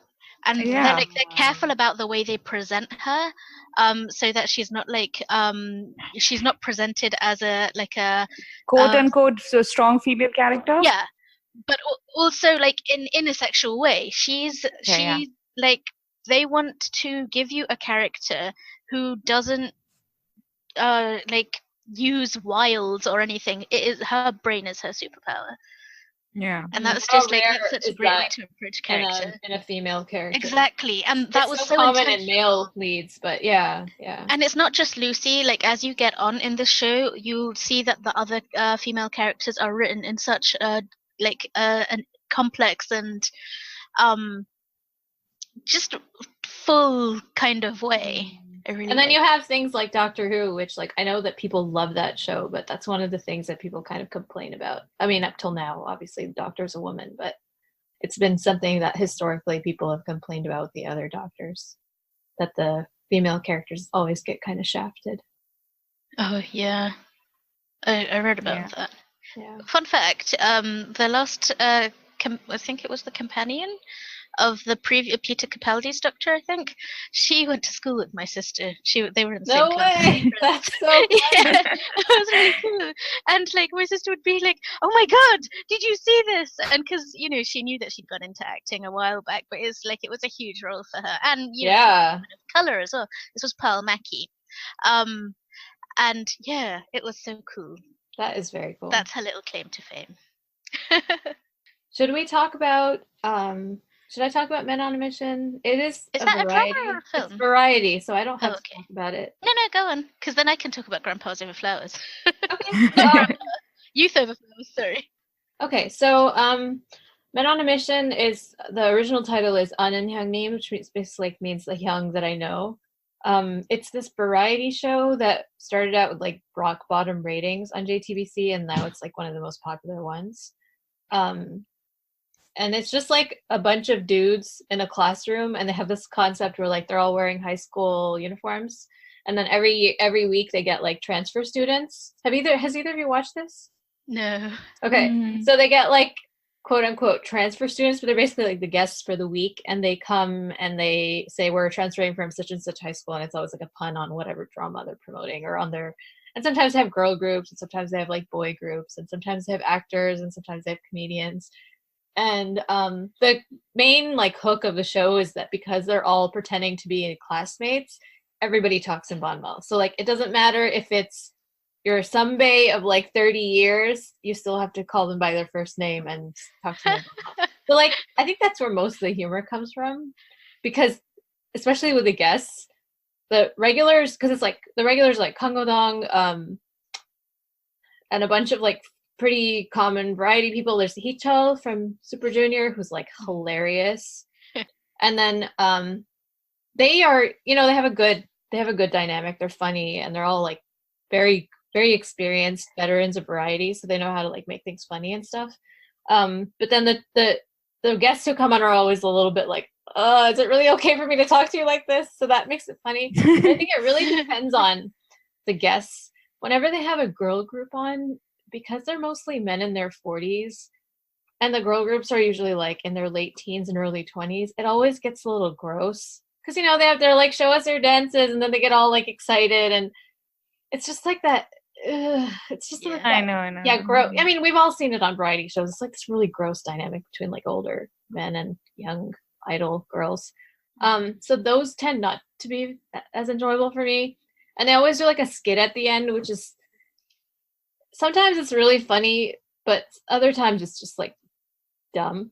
But they always ask like questions, and then they have to guess the answer, and that's always really funny. So they'll be like, this certain thing happened, and this person said this to me, and it was really funny. Like, what did they say? And then everyone comes up with like really creative, funny answers until they guess the right answer. Anyway, so I had watched a bunch of it like a couple of years ago, 3 years ago, whatever, but it's on Netflix, so I just have been binge watching that because it's just like really relaxing and funny, and I've just been enjoying it. Yeah. Speaking of variety shows, I actually don't usually watch variety at all. But you know, I watch like variety when I'm stressed, because when I'm stressed, I can't even handle dramas. Dramas make me feel more stressed. are even more stressful. Yeah, because you have to follow it. This is just like it's very light and Yeah, there's but no. they're so long. They're like 90 minutes. You That's can I just think watch of the one things that episode piss me and off. just like you don't have to, and you don't have to watch all of them. So like I'll just skip the ones that don't look interesting to me and watch the ones I like. Anyway, I didn't mean to cut you off. Oh no, that's okay. I was just gonna say that the timing is interesting because I just picked up what's it called, Youth Over Flowers Iceland, and like I've watched it in snippets over the years, but I think they haven't been fully subbed until quite recently. So Youth Over Flowers Iceland has finally been fully subbed, and that's the one where it's Jung Sang Kun, Jongwoo, Jo Jung Suk, and Kang Hanul, and they go to Iceland, and they're hilarious. They're so they're so dumb, but so funny. So this is the one where three of them go on ahead, and then Kang Hanul, he gets picked up from like an awards ceremony and like whisked away and still in his tux, and dress shoes. So it has them like trying to figure out budgeting, and of course language is always an issue when they go abroad because like I think none of them seem to have that much English. I think which one of I think maybe no, none of them did. So they've got like the apps on their phones trying to translate what they want to say into English, except not everyone speaks English. And then you have Jongwoo, who's hilarious. Like they find this indoor market, and they need to buy shoes. So of course the first thing they do, they have the one word they know in English, which is discount. I had to like yell at my sister from the other to come from the other room to see this part only, and I was like, come on, watch it, because you know I have a shop, so it's a thing when customers like they can't speak the language but they know that one word, and you're like, please don't. And then you watch them haggling. It's so bad and good at the same time. Because also like from sorry, go on. I was going to say from a sort of a business owner perspective, it's like you see how it's all working, where they think they've got a really good deal, but you know they haven't. They just gave you like, €5 off. They're making exactly how much they meant to make, and probably a bit more. But you're so pleased with yourself. Okay, everyone's happy. I think the thing that really these shows live and die on is the chemistry between the cast, which is why they can be really uneven. What's really great about this one is the evident love that the four of them have between them. I think it makes it so worth watching. Yeah, and it's really the relationships. Like that's the thing that I found with 1 Night and 2 Days season 3 was the relationships between the cast. Like watching them develop from when they were like all strangers, and you could tell that they like didn't really like each other until now when they've become like a second family almost. It's really, I mean, I stopped watching it after Kim Ji-hyuk passed away because I needed a break. But that was really, I think that's what it is, right? It's like you just get to know these people and you just enjoy watching them bounce off of each other and their relationships. And it doesn't always last. Like I think Running Man kind of ran out of steam at a certain point because they had done everything that they could do, and now they're just like repeating lines. But when that really clicks and it really works, it really can be just really great in a way that it's kind of it's something that you can't plan for, but if you get lucky and everything kind of works together, and then you have like a really good editor working on putting everything together, then that it can be gold. Okay, here we go. Upcoming dramas for January.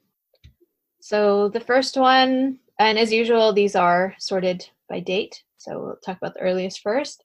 First one is The Crowned Clown, January 7th. That's airing on TVN. It's the one that's got Yo Jin-gu in 2 roles. So he's playing a king and also a clown.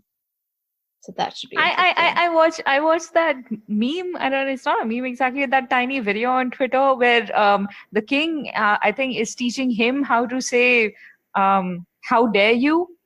but like in a regal way, and he just can't manage it. Oh, I haven't seen this. Send it to Oh, I me. haven't seen it either. Oh my god, I'm gonna link it for you guys. You are going to love it. It totally stole the drama for me. Nothing else could have just, because he has these intonations. Like he's trying to be all regal and going on, how dare you?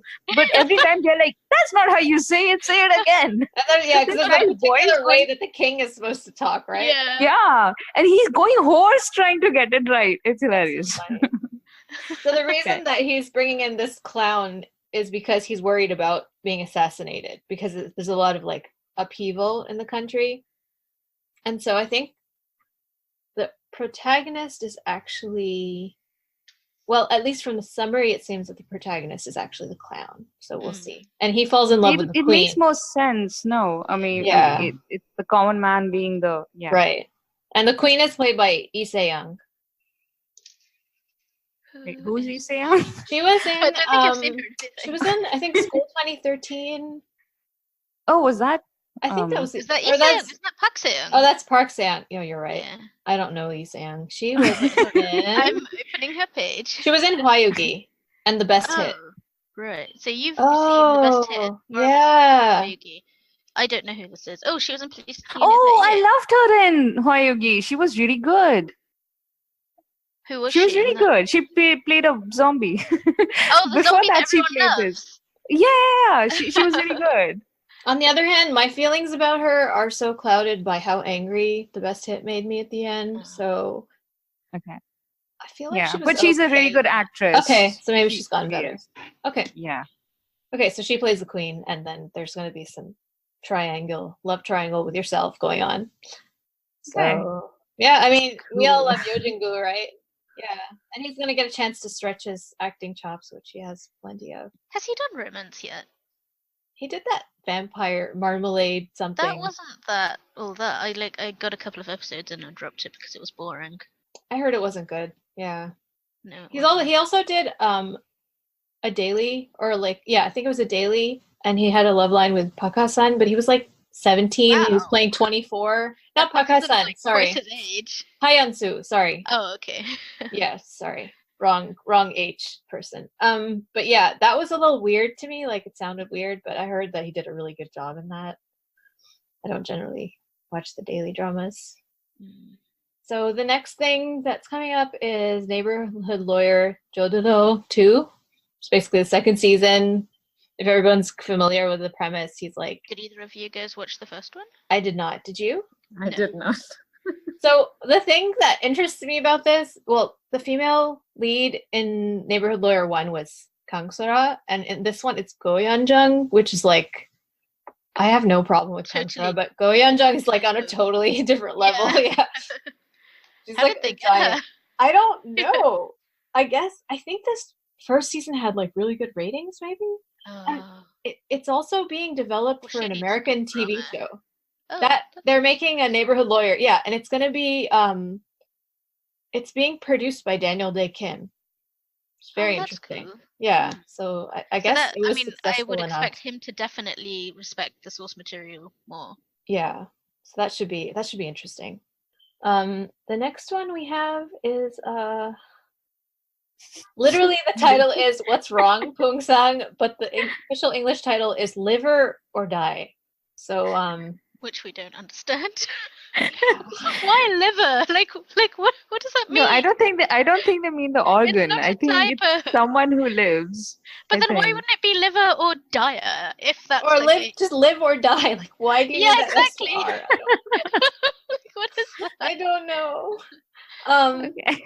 Yeah, it's airing on January 9th, premiering on January 9th on KBS. It stars Yoo Jun-sang, Oh Ji-ho, and Jun Hae-bin. So I decent like Jun cast. Hae-bin.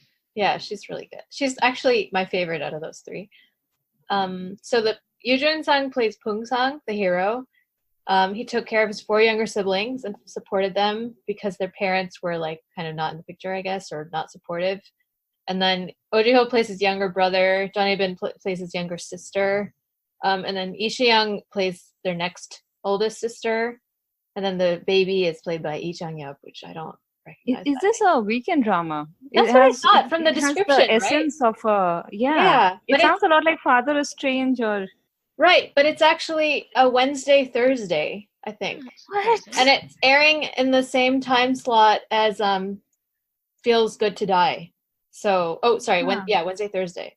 So that was weird to me. I thought it was definitely a family drama from the description. Maybe it is a family drama in a primetime slot for some reason. I mean, I wonder how that would work though, because like if they have 5 siblings to take care of, like they're all of their different arcs, plot lines. how would they manage that in like 20 How long is this? episodes? KBS. Where's KBS? 32. 16 then. Because they're half-hour episodes. Yeah. So it's a regular size for Oh, a mini that's series, weekday interesting. drama. So I'm not sure. I mean, this is a change of pace for the writer as well, isn't it? Because the writer's previous dramas are all family weekend dramas. Yeah, she did Wang's Family, which I watched some of that, and then I couldn't take the crazy anymore. So we'll see. Huh. Wang's Family was a huge hit, though. So it's interesting that they're doing this type of drama on a weekday. I guess they'll just focus more on the hero and less on his siblings. So that's that.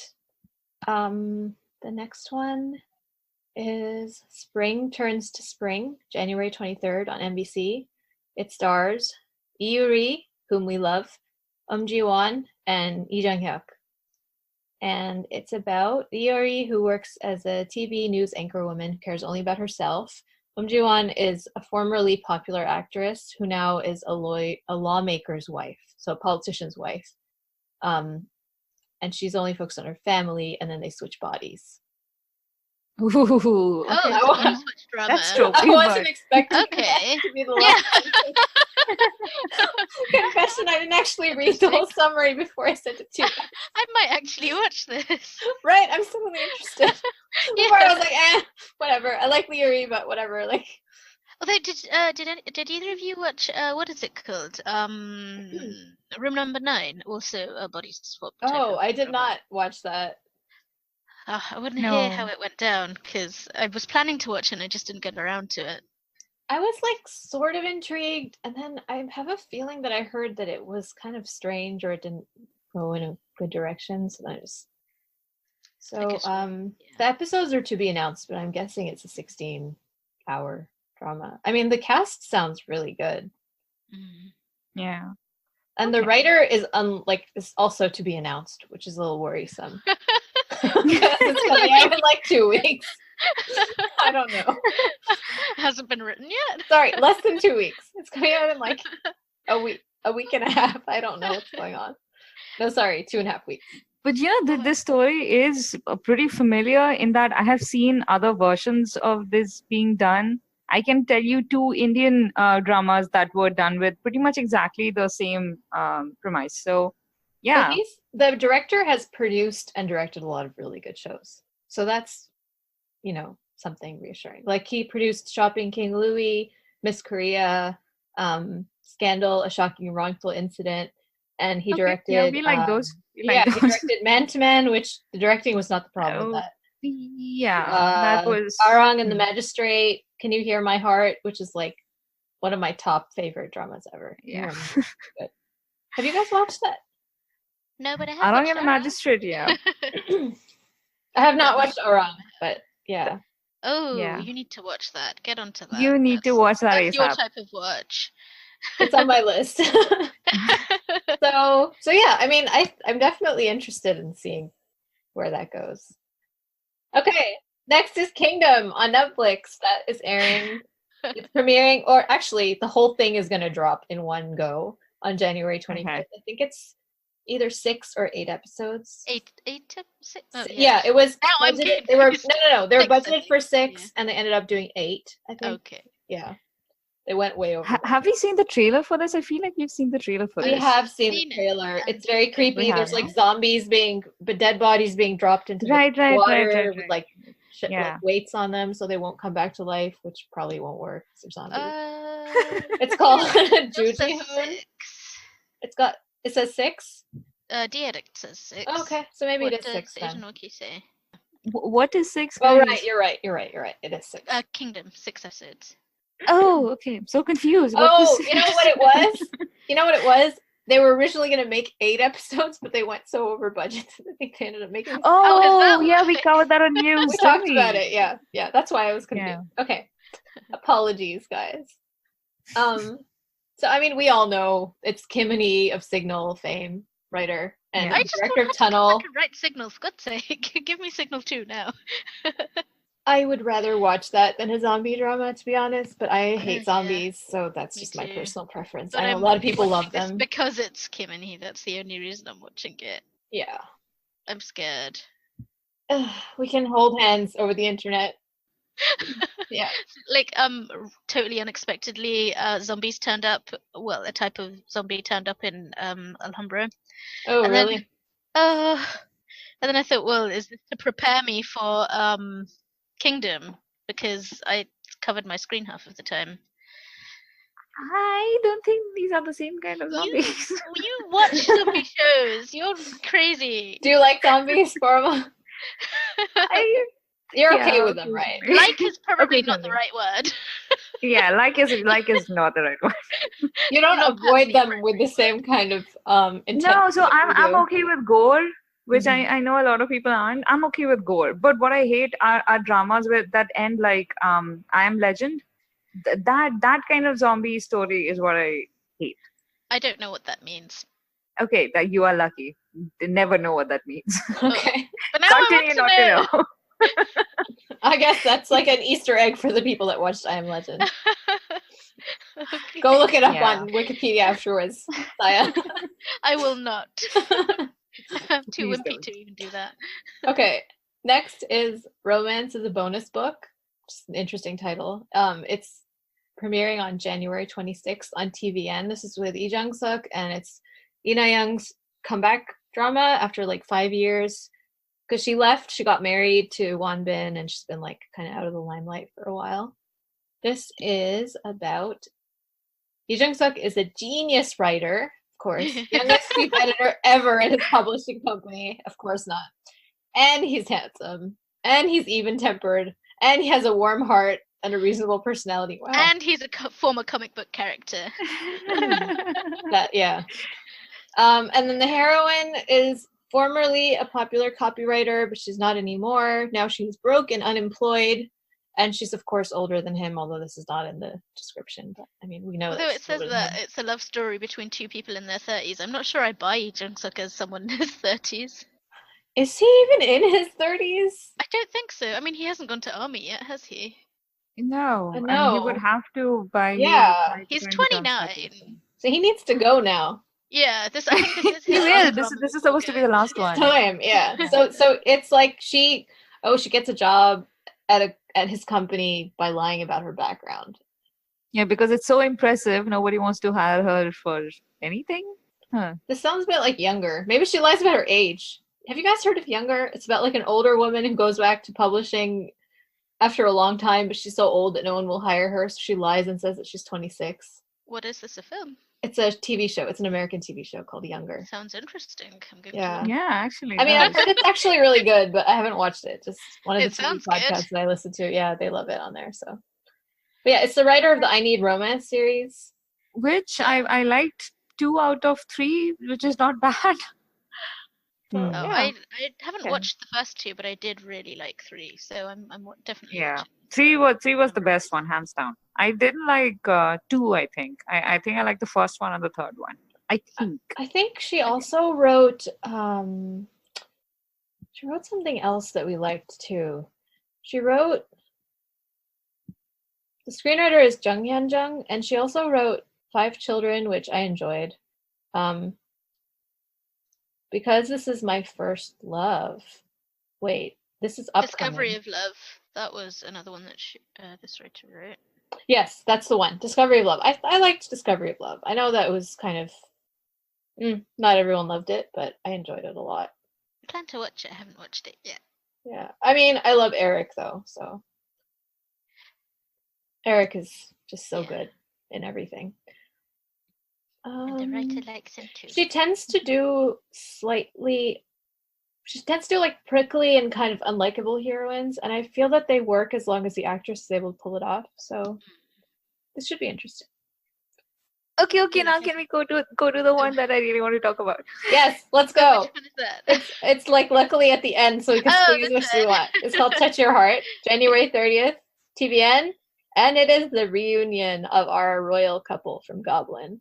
Lee Dong-wook, Yuina. I wish Lee Dong-wook's character were like a detective rather than a lawyer. Then This it is would be like true. a real sequel. Yeah, probably. But you know what? I It's am so okay, happy maybe he's so change back. jobs. Maybe this is a different reincarnation. True, maybe it was more than one life left.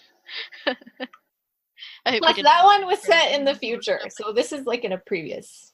This is in current Oh. times. They can both happen. It's okay. So she's an actress and he's a screenwriter.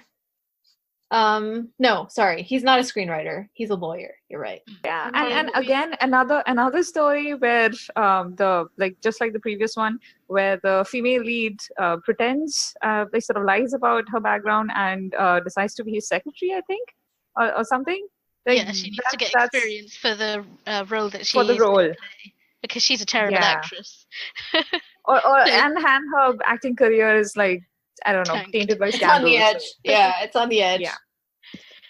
I mean, I So- always love You and her playing an actors actress? pretending. No, that too. But I always love actors pretending, like acting To like be they're bad at actors. acting. Yeah, it's hilarious. I think Chae does this the best, in my opinion. He is the master of this. But I can see her doing a good job, Yeah.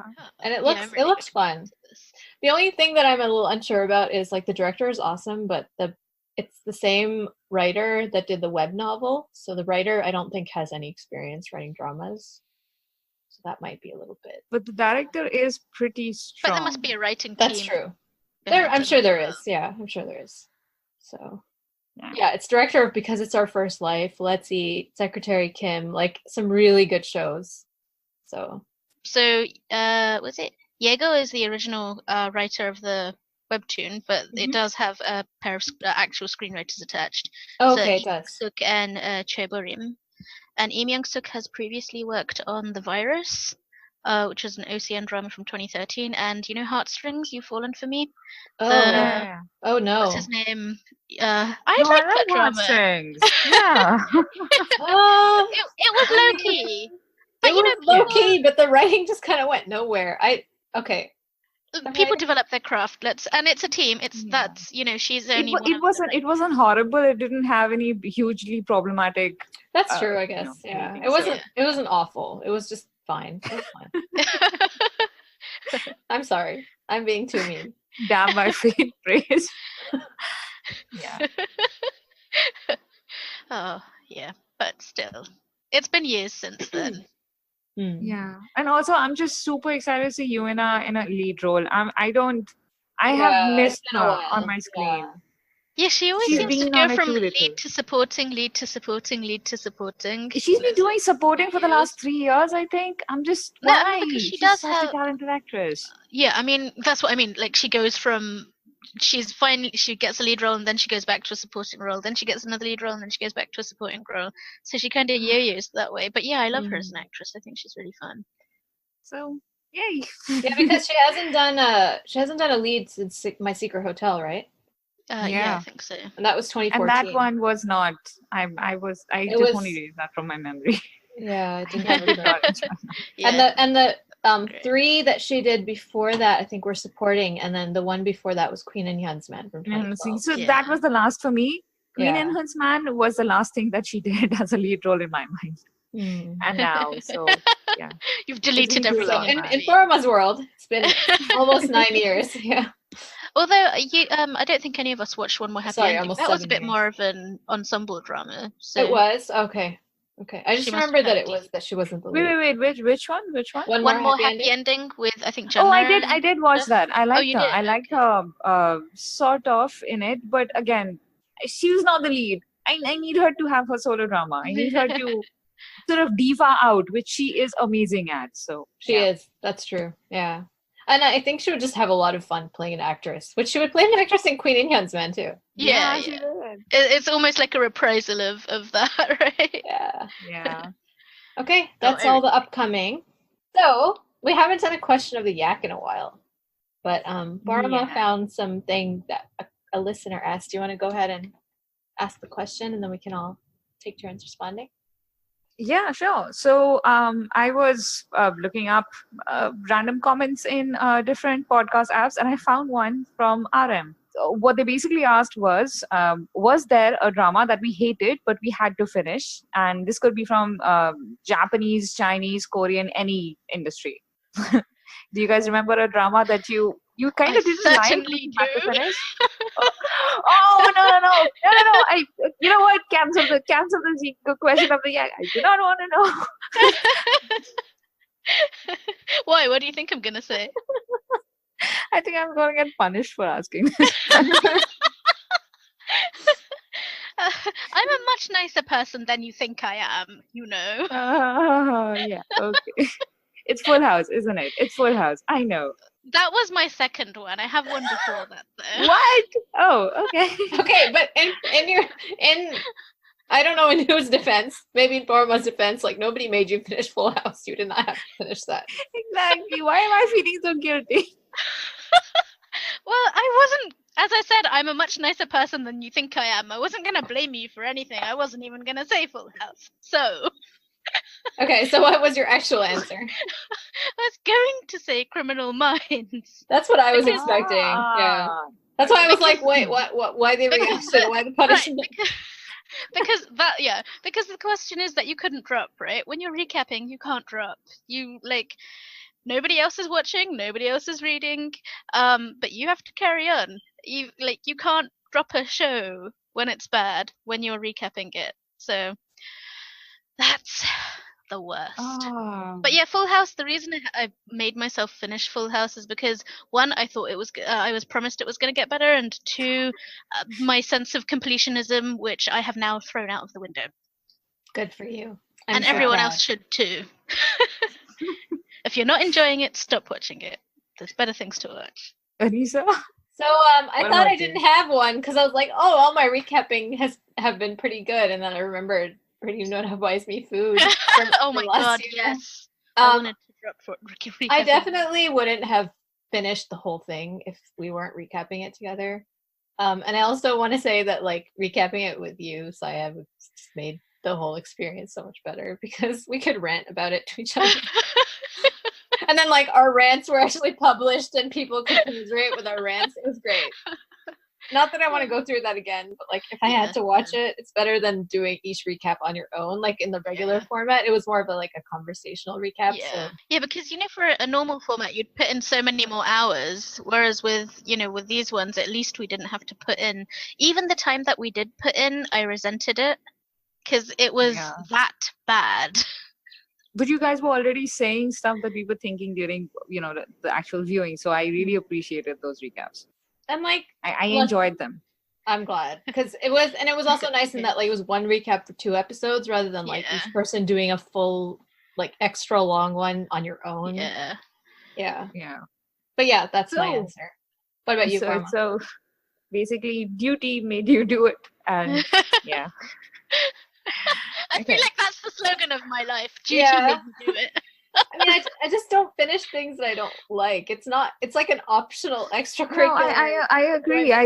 Towards the end, I pretty much stopped watching Pretty-Nona. I was just reading your recaps because the recaps were fun. So yeah. So you don't have anything that you hated that you feel I totally do. I do. Oh, okay, let's hear it. I actually forgot about my own recapping experience. I do have one that I sort of hate watched and finished, which was A Woman with a Suitcase, which had a promising beginning, but I pretty much ended up hating it, but I had to do it anyway because I was recapping it. Oh, you know what? I actually finished that one and I was so disappointed. Right? Yeah. And because that was right, I had watched 20 again, just a few months before that. So I had such high expectations. Same here. Yeah. Yeah. So that was bad. And my other drama that I cannot explain, and this is actually probably true for a lot of other non-Korean, usually Chinese or Taiwanese dramas that I would watch, that I cannot tell you why I watched the entire thing. But This is particularly true, and some of these dramas have like some 50 episodes. So really, I should have had a reason by 30 at most.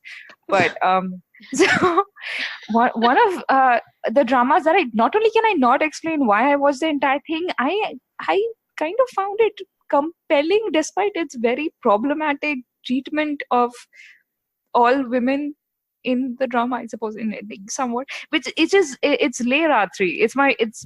It's a Thai lacorn, and it falls squarely into, there is this particular subgenre which is called, I think, slap and kiss, where you can That sounds I don't know terrible if, already. yeah, exactly. Sounds awful. Exact for good reason. And it's exactly what it sounds like. It's like one of those dramas where the hero violently sort of grabs the heroine, and the heroine violently slaps the hero, and there is some pushing against the wall and violent kisses. Just think, it's stuff that horrible. makes Why? you want to punch the screen. So Why are you watching these? Save yourself. no, I don't usually watch these, but in case of Lia W, the actors were actually compelling. The heroine not so much, but the hero was, and the secondary characters were really compelling. Like the hero's sister had a pretty good romance with the second lead male, who was interested in the first lead female there. But my point is that her relationship with the second lead was actually very interesting. So I suppose that's one of the reasons I stuck through to the end, because the hero's sister was not one of those girls that you could just fling around. She had pretty good control of her own destiny. Whereas the heroine was just so damn such a wet blanket. Anyway, but yeah, I watched that. I cannot give you any very good reason. I actually But no one made watched you it. watch that. No, but no one made me watch that. And I Except promise yourself. you, if it had been a different set of actors, and maybe if the writing was good. You know how sometimes some dramas that are really problematic also have good writing? The pacing is good, the dialogue is good. They just create this atmosphere where you know what is going down is not right, but Yeah. they just grip you anyway. Yeah, so that was the feeling I had with Lia W. It was my first Lacorn, and not the last one, but yeah, pretty close. I pretty much gave up on Lacorn after that. All right. Well, I think you're the only one of those that's gonna be watching Lacorns, but keep us up. At least of the slap kiss variety, I'm open to watching other kinds Maybe of maybe our Lacorns. listeners can recommend you something that's Yes, better please than what you do. watched. Sounds good. Yeah, because aside from this stuff, honestly, the stuff that Thai dramas do really well are the PL dramas, which I've watched some really egregious ones and some really, really good ones. So, but if anybody can give me Lacorns that are not problematic, please, I'm open to suggestions. Okay, I think we're done with our yak. I think we are. I have my joke. Let's go. Okay. I'm ready to guess. Yes. Probably incorrectly. I'm ready to fail too. Okay. Well, I have to give you some background first. So, like, you remember Okay. the penguin jokes came from like penguin bars, the chocolate bars? Yes. This is a Yeah. Froobs joke. So I know it sounds really dodgy for a non-English person, but Froobs are like fromage-free yogurt in tubes, like plastic tubes. Oh, So okay. this is a joke from a Froob tube. We have something called yogurt in the US. It's also yogurt in a tube. Oh, maybe it's the same thing. So we call them What Froobs. what is with you guys and these portmanteau words? It's just they're terrible. I mean, I'm not saying that I enjoy yogurt in a tube, but I've never eaten They're it, but actually it's not a- bad. it's a I quite thing. enjoy them. Okay. But in any case, so what did the princess say when her photos didn't show? When her photos didn't Didn't show. show. I'm drawing a blank, honestly. Let me just tell you. Yeah, let's just hear it. Someday my prince will come. What? No! Oh no, it's so delightfully horrible. Thank you for that. You know how long I've been saving this? I've been saving this empty tube, which I even washed out so that it wouldn't like rot. And I put it inside like my ebook reader cover so I wouldn't lose it. So I've been saving it for about 3 months. So that's how long this joke has been waiting for you. Thank You could have just written it down somewhere. But then I wouldn't have the experience of looking at this really ugly Froobs tube and telling you about Froobs. I just also want to say that like Froob's tube is not really a phrase that I ever want to hear again in my life. No offense to British people. It's only when I'm talking to you guys I realize how weird Froob sounds. Actually, a little distasteful, and possibly a little obscene it sounds. But yes, this is yogurt in a tube. And with that, listeners, we're leaving you on that note. So have a good January, and look for some bonus content on the blog about 2018 and what we thought about the dramas for 2018. Okay. Thanks for listening, everyone. Bye. Bye, guys.